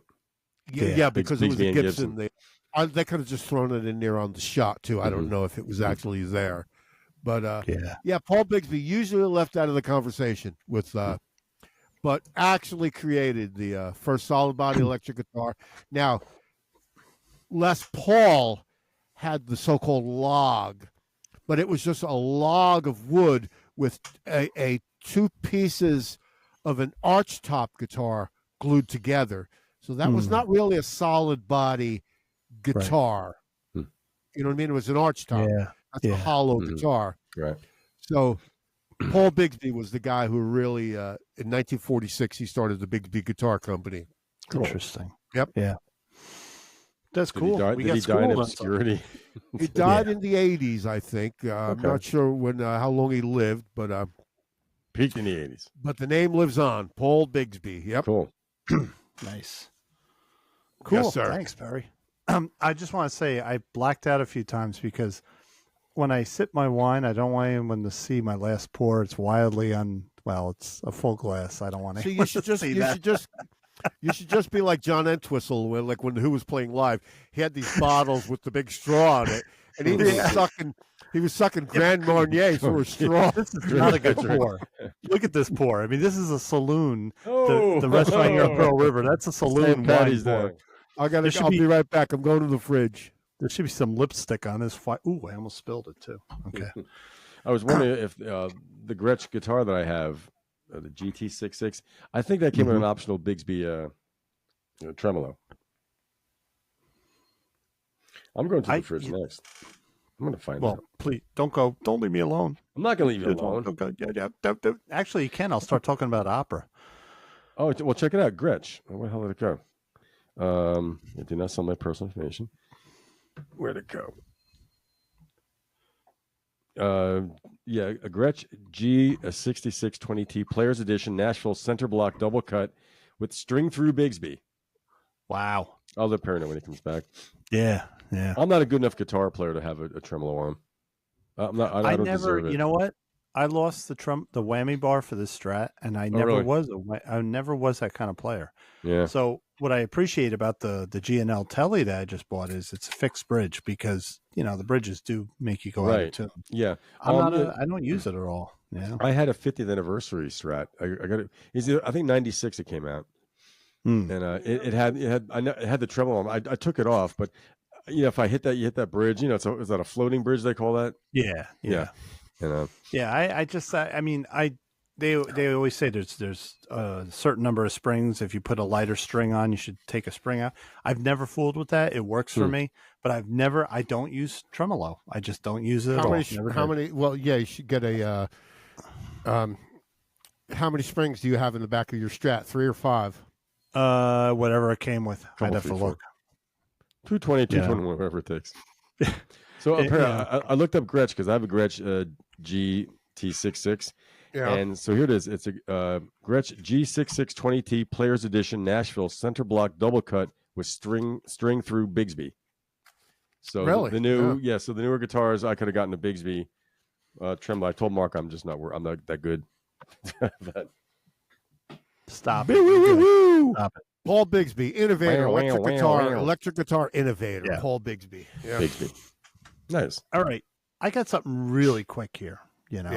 We haven't been too pleased with Roger Daltrey's statements in the last few years. Well, I haven't. What's he been going on about? About people smoking weed at the shows. We walked off. Anyway, he said something that I agree with. I know that we've had a gentlemanly disagreement on AI. I'm against it, but it has done good things.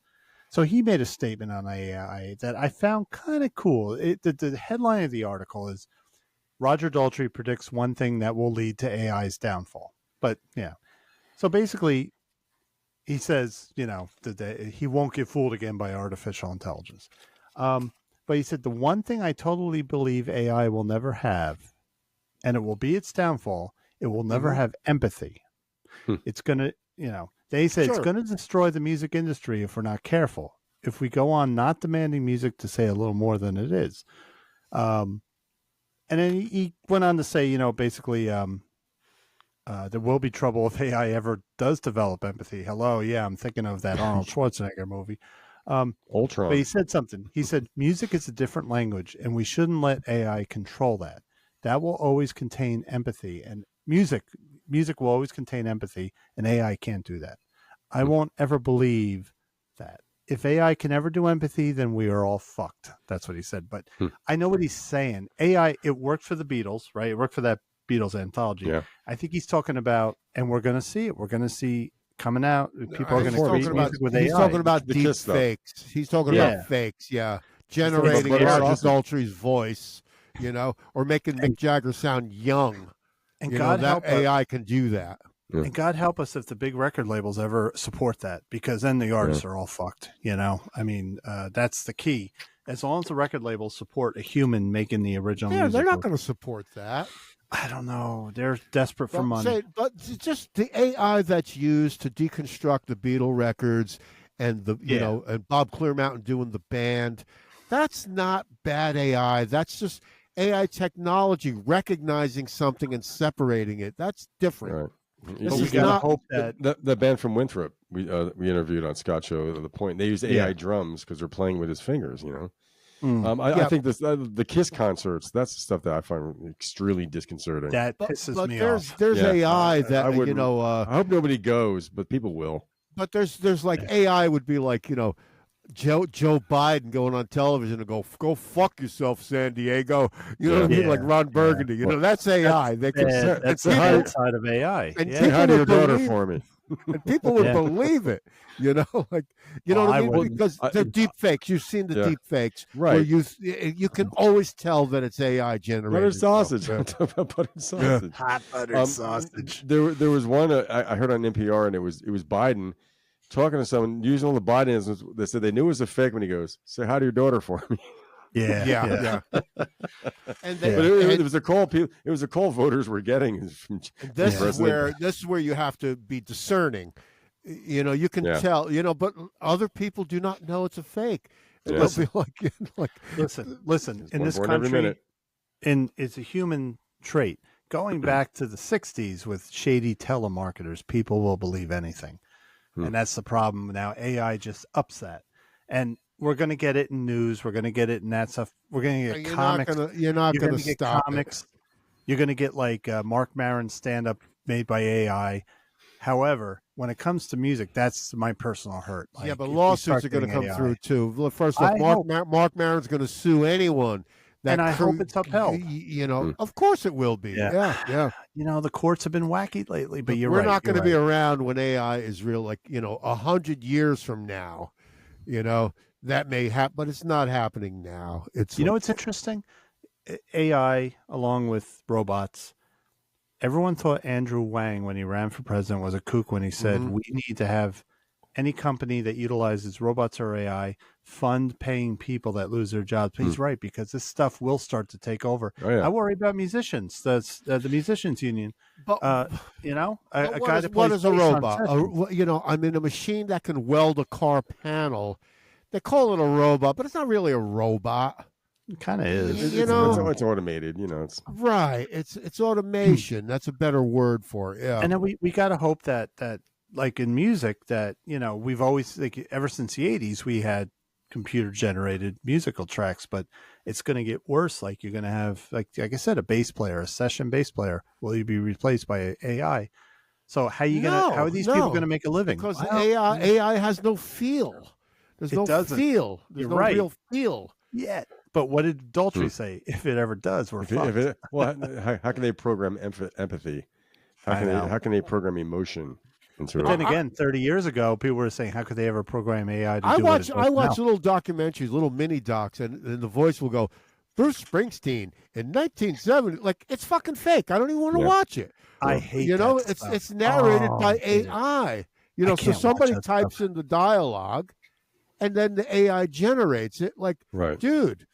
Now, just narrate it yourself, man. But now it's a generic voice based upon samples. But like if they try to do that with remember like in the early mid-90s there was these Poland Spring commercials. We thought it was James Taylor at the pure main sky. It was some guy impersonating.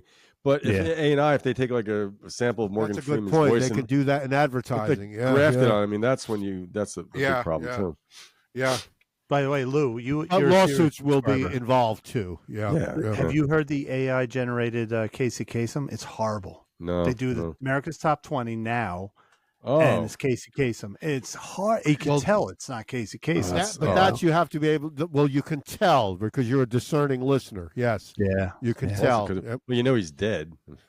So. Like you can always tell when it's like if they generate Freddie Mercury's voice through AI.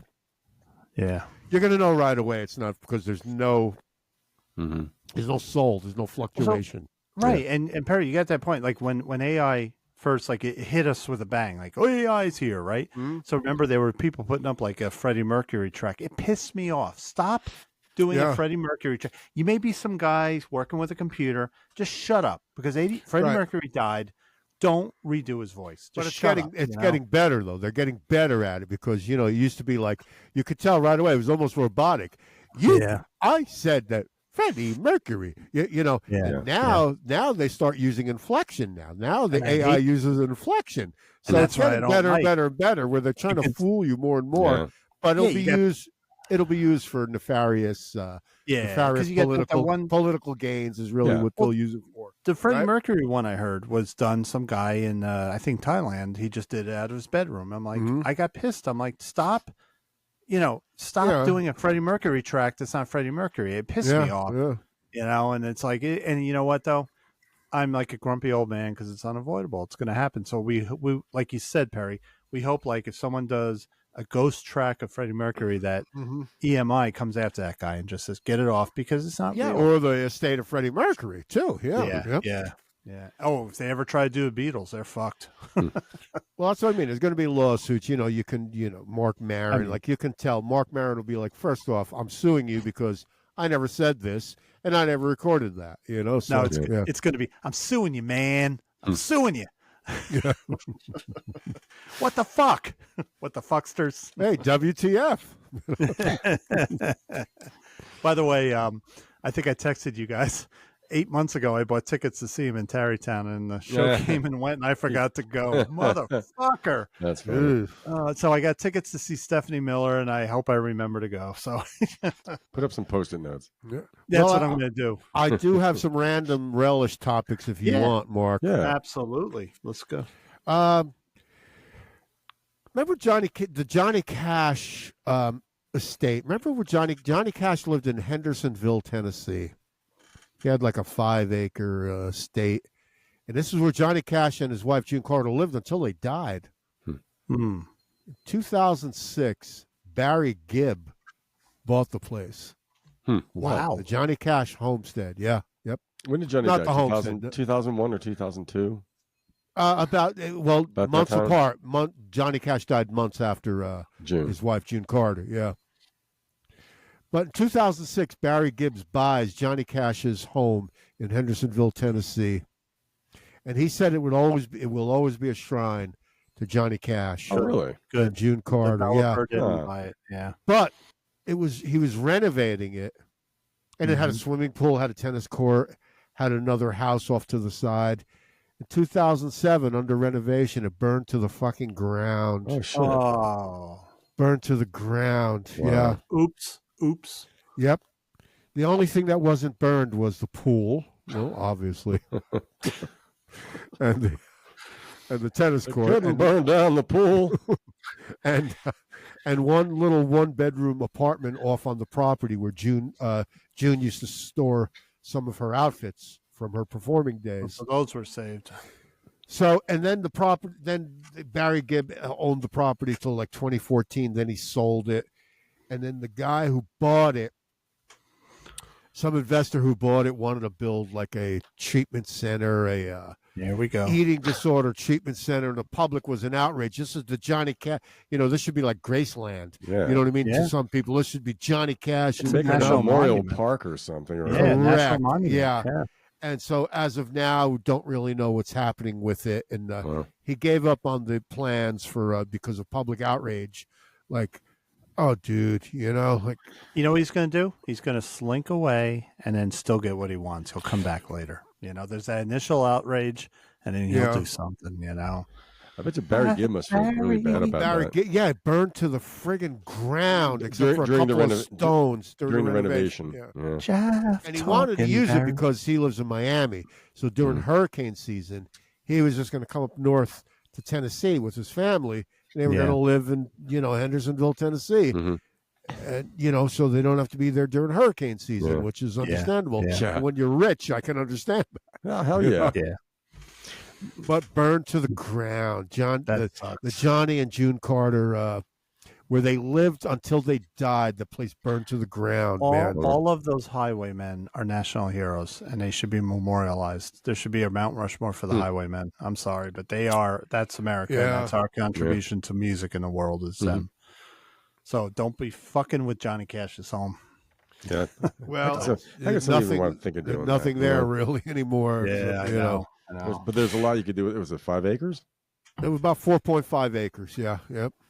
Yep.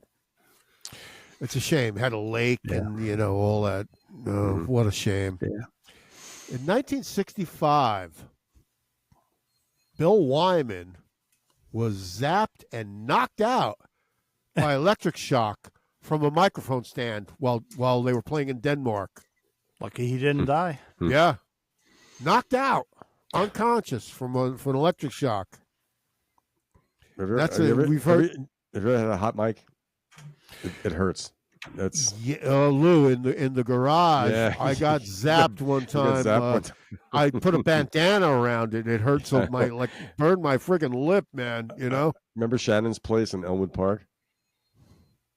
I was strapped to old Sparky that night. Someone gave me a bandana. I put over the microphone. There's a tape, and I screamed when I got zapped. That should hurt, man. That should hurt. Yeah, it's a weird kind of hurt. Yeah. I mean, shock is the right word because your whole body it's a weird type of recoil, Yeah, it goes through your friggin' body, man. Yeah. So Don Henley.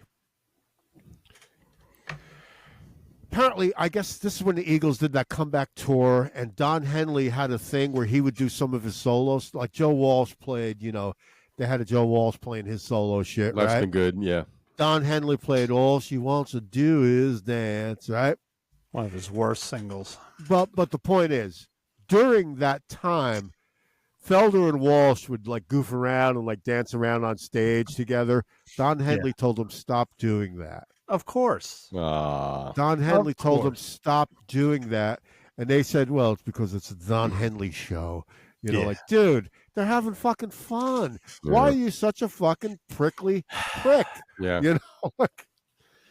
Is he insecure? Do you think they were making fun of him or something? No, I mean the song is called "All She Wants to Do Is Dance," and they're having fun. They were taking attention away from him because he's stiff as a frontman. That's exactly what Don Felder said. The attention was being taken away from him. Yep. Right. I wonder if Don Henley. Man.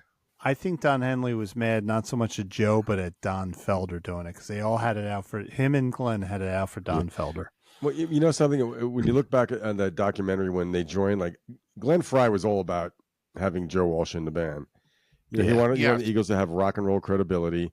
Henley was always a little about Joe's antics where, we put up with it. I put up with it. So he was probably pissed off at the both of them because he's that kind of guy maybe. But it's a shame because he couldn't. Well, that's why Mojo Nixon wrote that song, Don Henley Must Die. Mm-hmm. Loosen up your ponytail, serious artist. Yeah.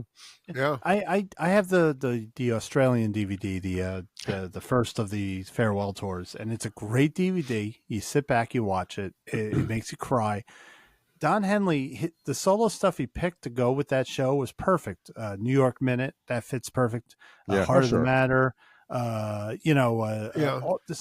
But All She Wants to Do Is Dance. That. If I was at an Eagles show and he started to play that, I would be like, I'm getting a beer. That's I love Don Henley solo stuff, but that's not a song I like. On that record, Joe Walsh played the guitar solo. He did? Yeah. Oh, wow. Joe Walsh and I think Danny Korchmar, but Joe Walsh is on that song. Oh, okay. The point is they're having fun on stage, and Henry tells them, stop doing that. Stop having fun in essence, he's telling them. And one of those there's another shot. It's a Don Henley song. Yeah. And Glenn Frey's playing keyboards. It might be New York Minute or something, but Glenn Frey's off the side dancing because Glenn Frey's having a great time with the song that he didn't write, But maybe he couldn't tell that to Glenn. He probably couldn't say that to Glenn. He could say it to Felder and Walsh. We can't say it to Glenn. New York Minute go? In the New York Minute, it's a great everything song. Can change. It's a great song. It's a Gershwin influence. It's got a little bit of Beach Boys melodies. It's a really good song.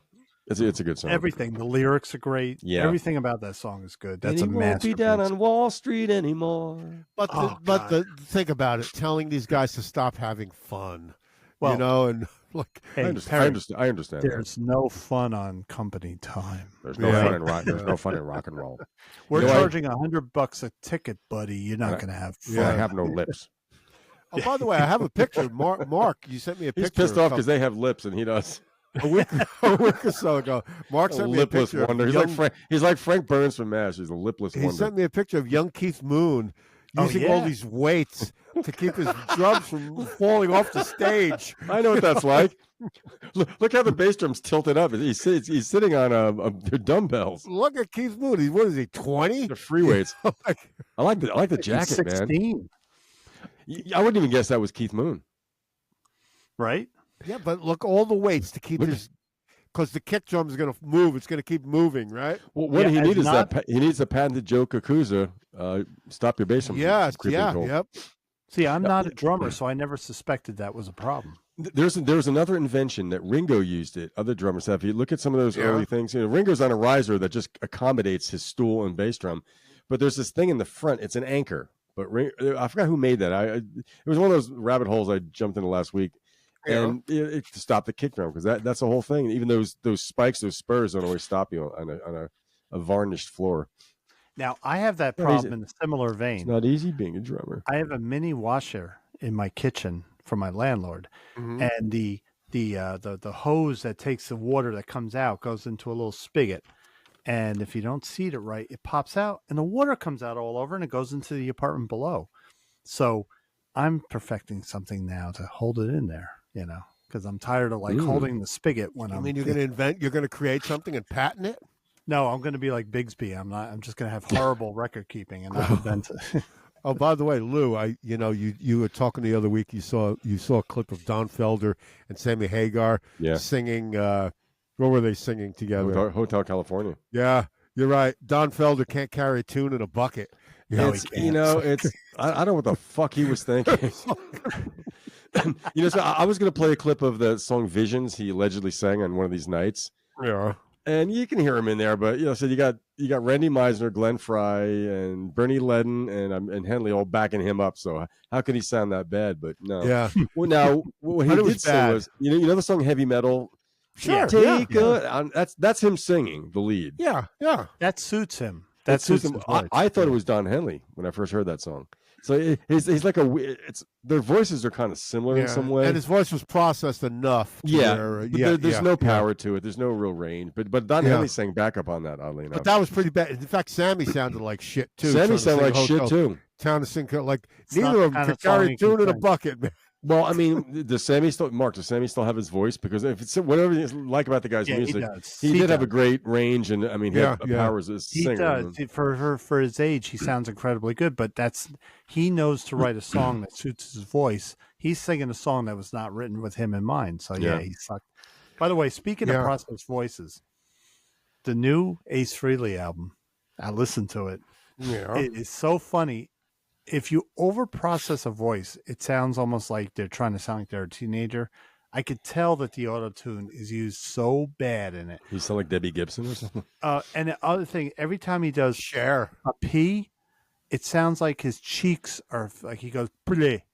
Like every time he sings, like I just imagine him at the mic, bleh, bleh. And I hate to pick on the guy, but it's like, dude, like if you have to process your voice, a guy like him, they could use AI to make it sound like the young Ace Frehley. Yeah, and the thing is, what I liked about Ace Frehley was when he did "Shock Me" or "Back in the New York Groove." His voice wasn't great, but it suited those songs. I liked his voice, but now it's like, all right, you got to sound like a heavy metal singer. So we're going to process you. Bleh, bleh. Yeah. Yeah. Is that where all these young singer-songwriters sound? You know who I blame? You know who started that? Billie Eilish. Dead Eyes Billie Eilish? No, David Coverdale. He was doing those high screams, and he wasn't doing those high screams. That was a harmonizer. He was the one that started that, altering the voice. Cool. Oh. Yeah, I've had one of those at one point. I had a harmonizer where it's supposed to sing harmony with you. gave it away. It's a fucking piece of shit. Yeah, my friends down the road, Steve uses one, and I mean, when it works okay, but it doesn't really sound real. It doesn't sound like another. No, it doesn't sound like another. It doesn't always necessarily sound like you singing with yourself. It does have a certain process sound. Right, absolutely, yeah. So you listen to Burn, right? Burn. He has a very mid-rangey voice, and then you heard that Still of the Night, where he's doing those high-pitched squeals. That was a harmonizer. It's horrible. Yeah. Is that why Robert Plant called him David Cover version? Yeah, there you go. And Jimmy Page used David Coverdale to piss off Robert Plant, and he did that album with David Coverdale, which is actually a pretty good album, but he did it to piss off Robert, and it did piss off Robert. Yeah. By the way, we have David Coverdale looks like an old lesbian. I thought that was Bon Jovi. Why, by the way? It was Bon Jovi. I thought Scott McLean said it was Bon Jovi. Oh, it is. He looks like B. Arthur now. Alfred. By the way, yeah. Mark, stop! I'm going to get Norman Lear on your ass. Mark, we have a new subscriber, John's Rockin' Vinyl. John's Rockin' Vinyl. Thanks, John. John's Rockin' Vinyl 77. I've subscribed to his channel, of course. It's pretty cool. He just buys a bunch of records. He shows them up like, I just bought this record. I just bought that record, and cool. Where can you find his show? John's Rockin' Vinyl 77. That's the name of his. It's on YouTube? It's the name of his channel. Yep. I'm going to subscribe to it. That's cool. Yeah, I already subbed to it. Yeah. Yep. Today, my boss at the hospital, he was coming to work and he saw someone threw records out on the curb for garbage, and he brought them in to me. And he gave them to me, and I brought them home. And today I was playing a few. That I love that like I got a vinyl. I'm playing it. Wow, this is great. I never heard of this, and so I'm going to watch that for sure. That's great. If I were in the mafia, right? If I had a mafia name, my middle name is Joseph, right? Mm-hmm. So if I were in the mafia, I'd be Joey the Fish. Sure. So what would you, if you had a mafia name, Mark and Lou, what would you think your mafia name would be? I'd be Willie the Grape. Willie the Grape. Willie the Grape. That's pretty good, actually. I froze Lou on that one. He ain't moving. Well, I'm Joey the Fish because, my nickname used to be Dead Fish. Right. Joey the Fish. Yeah. I'd be Louis Italian Beef Colicchio. Really? As our friend... I can't think of one. All right, I don't need a mafia name. No, you got to use your middle name. So you'd be like Teddy. Teddy KGB. Yeah, something like that. Yeah. All right, so I'm Eddie the Grape. Eddie the Grape. As our friend that has true Italian descent, can you give me a name? The Grapes of Wrath. Off the top of my head, I don't know. Okay. Eddie the Grape. Eddie Yellowtail. There you go. Eddie Tail. Eddie Louis the Wop Colicchio.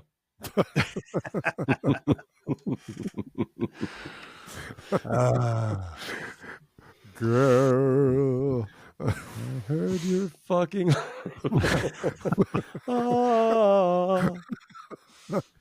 Mark, do you want to take care of this thing? Baby, it's the best thing for you. If you're still listening to the show, we really appreciate it. We hope you enjoyed it.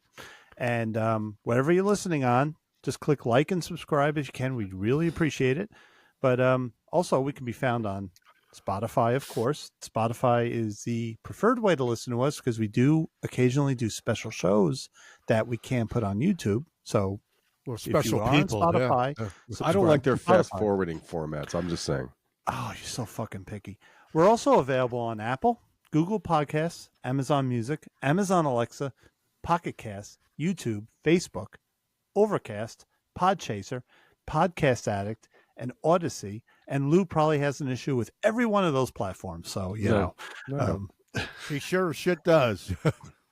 I like Spotify. In fact, I'm thinking of canceling my XM and getting a Spotify. Because that fucking coffee house channel. Well, I've got both. I've got paid on both. The Coffee House channel. What is the Coffee House channel? It's give me a box of razor blades. I'm going to open up every vein I have in my body. The format. Yeah, it's supposed to be folk music, but it's not. It's under 30, mostly singer songwriters. It's young people just being morose. A lot of it. I'm sorry. It's so, and I'm worried. I do this out of concern as a parent as well, also as a post middle aged man. It's just, it's joyless. And they do these snippets. They did a snippet today, like Coffee House channel. And sometimes we have things, and I hear a girl's voice going, I guess I'm the problem. All these random... Carol Channing. Because Diamond's Yari girl's best friend. It was a sunny day. Hello, Jolly. It was a sunny day. It brings me down, and I'm an upbeat kind of guy. Yeah, me too. Yeah. No, you're not. Mark, no, you're not. You're into the dark shit. I'm a porcupine tree guy. I agree with you, Lou. Sirius XM, I subscribe for two reasons. I subscribe for their football channel, not Football American, but the soccer channel, which I love. Footy. And then I also subscribe for Howard's interview. Howard's interviews are great. They're really great.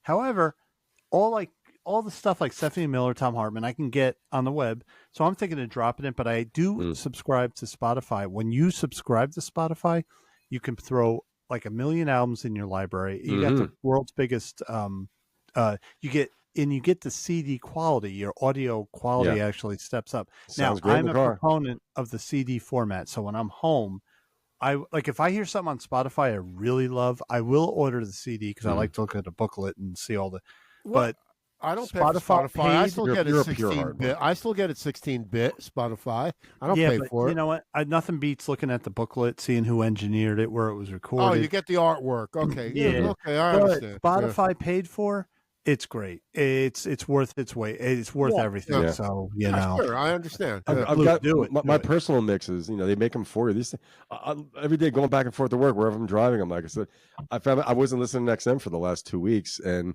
me too. Even somebody like the deep tracks and stuff. There's no one's going to play the Good Rats. No one's going to play. There's no Blue Oyster Cult. There's nothing. I like listening to new stuff too. But I think if I can seek that out, if I want that, it's on Spotify. Perfect example. Last week when you said you were going to talk about the Good Rats, I went on Spotify and I got the whole Good Rats catalog, and I could listen to all these albums. And I'm like, because I only have one. I have Great American Music on vinyl.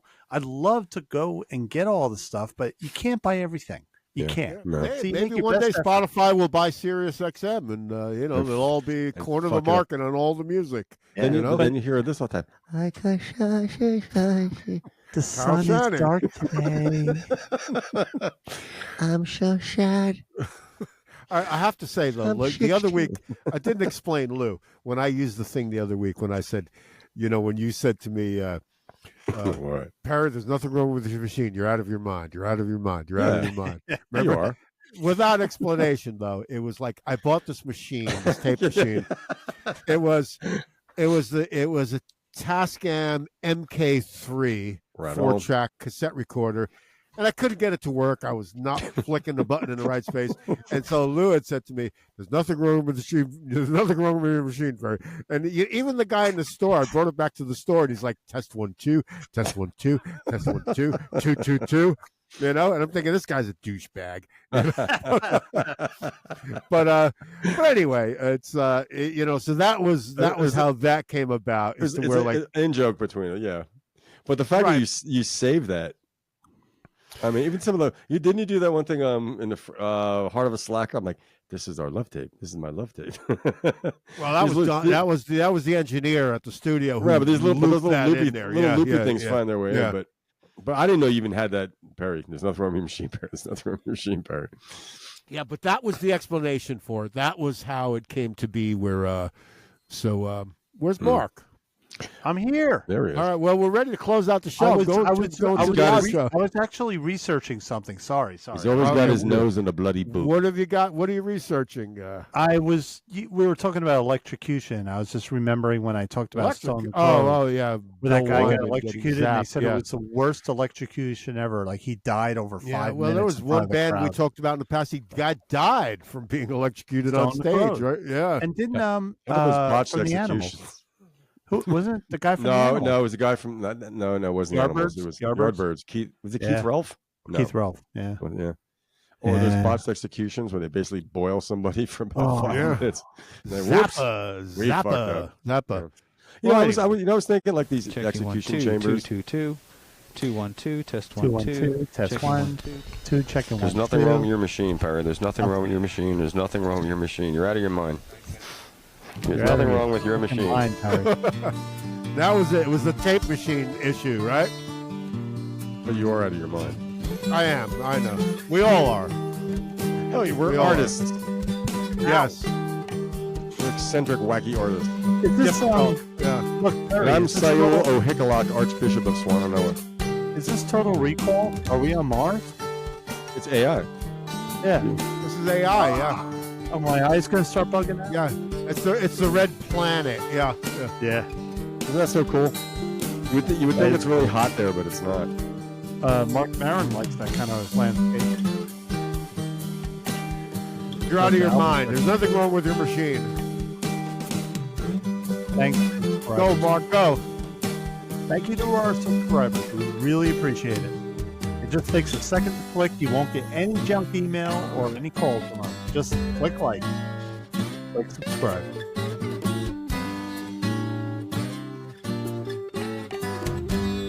It looks like Maz. Maz. Wish I could re-record that. Is that Maz? That's Maz. Yeah. Oh, another thing goes without saying. If you'd like us, tell your friends. If you have any other friends that like music the way we do, let them know about it. And if you like our show, check out Milk Crates and Turntables with your host, Scott McLean, on the same channel as we are. The Hearst. The Hearst. The Hearst. Is that the Maz Landing rover? I'm waiting to see Beavis and Butthead in the desert right there. Come on. You did that the other week. You went, that was your Beavis thing you did.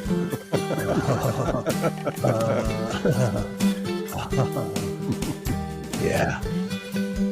And a great cornholio.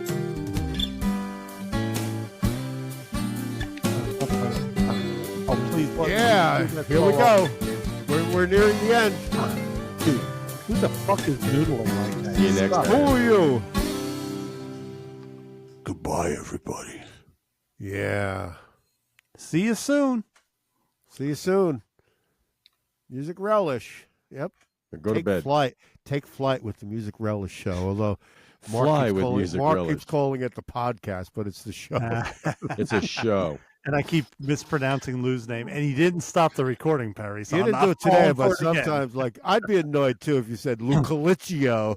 Oh, God. Like, come on, I've known the guy 40 fucking years. You think I don't know his name? Right. I suck at names. And will you stop recording?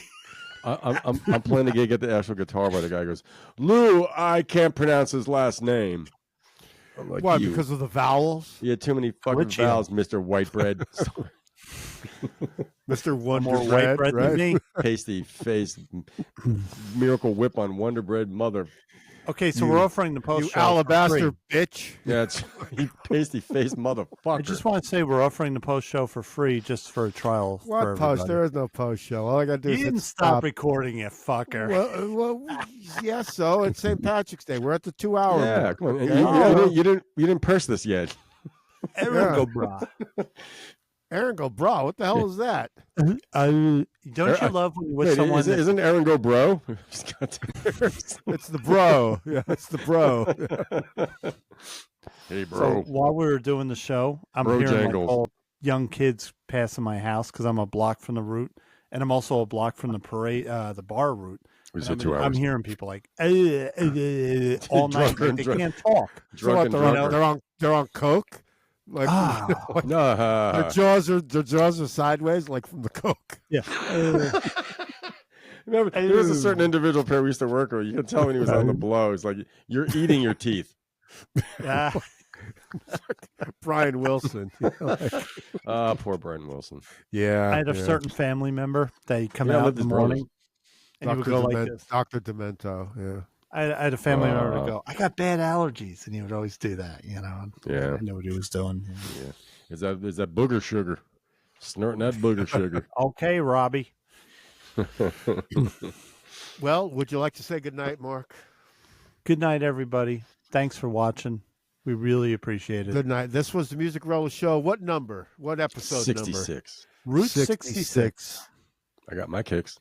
Yeah. Yeah, you beat me. Or if you're John Fogerty, 66, you know. Or if you're on the extra or if the coffee has shot. I'm on 66.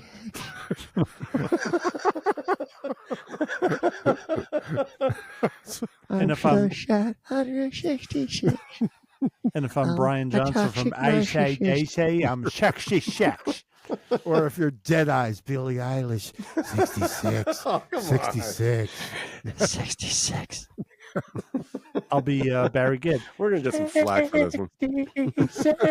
Gonna put your hand over your... Why? Is Finial, or what's his name? Phineas? Going to come and kick your ass? I'll break him over my He's fucking only knee. 25 himself. I'll throw him through a fucking wall. Well, oh, he's 66. I got a question. Yeah. In the production of these records, like, let's say he's a producer. I would like to watch a session to see how. There is no session. They recorded it at home in the bedroom. Yeah. What I mean is, like, you know, what is he a multi-instrumentalist? Is all this music coming from? He absolutely is. He's a keyboard player. He's a guitar player. So he does play. Yeah. He plays instruments. Okay. Sure. Yeah. Because my thing, when I listen to some of the stuff, I'm like, how much of that is generated? And then they just hire a band to play when she goes out to do her whisper singing and her Dead Eyes in out there and wherever they play. I think you're being a little harsh. So like, what's her name? Carol. It's not Carol Channing. Come on, she's more boisterous. She didn't whisper. When I was watching the Taylor Swift concert, I'm like, are there musicians? Like, where's all the and she's always got these big acoustic guitars that they're all remote. This is the post-show, people. The post-show party. This is the posh. This is where we let it all hang out here, man. We let it all hang down. I hate you fucking guys. I always hated you. Oh, yeah, here comes the reality. Mark, we brought you on this show. The drunk reality, which the stuff that he's supposed to keep to himself, he says out loud now. You know? Yeah. I am the new guy. I'm always the new guy. Yeah, that's right. Your ass is the new guy. No, I know he is. Was always the new guy. I have to prove myself weekly to you. He's George. Yeah, we've done however many shows. You missed 6 of them. That's all. Yeah. So you're like fucking Ringo and Phil Collins joining Genesis. Yeah, right. And that's the drummers that tend to do that. You know, like Phil Collins wasn't the original drummer in Genesis. Ringo wasn't the original drummer. Neil Peart wasn't the original drummer in Rush. I wasn't the original drummer in the One Voice Ensemble. In the what? The church band. That religious thing. Yeah. It's not religious. It's spiritual, and I like it. Okay. Hey, I'm not making fun of it. I didn't see it today again. Because Liverpool was on. And Liverpool... Apologize, Mark. Apologize, because that's what you do best. Apologize. I ain't apologizing for shit. Yes, you do. You apologize for everything. I do. A guy that burned alive, I fucking made fun of him. Yeah, of course you apologize. Well, I didn't buy Sinead O'Connor records back then. I'm so sorry. You can't apologize enough for Gristly Gus or Gus Gristle, whatever you call him. Gus Grissom. Apollo 1. Yeah. All right. I bought a Kansas album. I don't apologize for that. It was a mistake. Look, the CD format. Everybody should be into the CD. It looks a little small. I can't see the print. I think Mark's feeling pretty sorry for what he said. Johnny. Sorry about Gus Grissom. The razor blades are Johnny in my Carson head. show. Oh boy, I'm in trouble. You know, when I'm in my car, I can't stop doing that. I think I'm not going to cancel like I'll have no one to make fun of. The trickle of blood in my bathwater. I have an 18-year-old. I have an almost 8. I'm worried. You know, he doesn't. Actually, my teenage son doesn't like that stuff. He's like, Well, tell L3 Uncle Perry said hello. Well, I was thinking he turns 18 next Sunday. Yeah. Is it okay if I bring him on with me for a few minutes? Love it. To keep him out of trouble. You're the host next week, by the way. You do what you want, dude. You're the host. Yeah. Maybe he'll sit in my place. I'll go sit outside and drink brewskis. Lou, I'm trying to get Anthony to agree, but he won't go on camera. Anthony and Little Lou replace us for like 10 minutes in the show. Cool. 10 minutes. I mean, say hello and, blah, blah, blah. And we'll see you around, kid. But I can't. It's his birthday. Anthony won't. He's 18. He can tell you to fuck off now. Yeah. Well, you know what? You're the host next week, Lou. You do what you want, man. You do the lineup. Yep. Okay. We'll bring him out for a few minutes. He might have something to talk about. It's good for him. Well, I think it's time to say good night. Music Relish is good for the kids. The Music Relish Show. This was number 66, apparently, of the Music Relish podcast, according to Mark Smith. With Lou Colicchio. Lou Colicchio, Mark Smith, and Perry Dudovich. Yeah. Gosh, quick. No, I used to say Dedovovich. Remember that? Dedovovich, yeah. Dedovovich. Yeah. You can't get Smith wrong. Get a real name. Come on. Get a nice American name. Come on. That's an alias. 4 syllables, Mark. It's 4 syllables. Yeah, that's what you're. E-O. Oh, by the way, there's St. Mark, there's St. Louis. So I'm the only one not named after a saint. You haven't been canonized. No St. Perry. Yep. No, there's not. There is not. Okay. I am sure. Well, anyway, I have to go. I'll see you guys, all right? All right. Good night. Bye-bye. Thank you, everyone. Good night. Good night. Good night.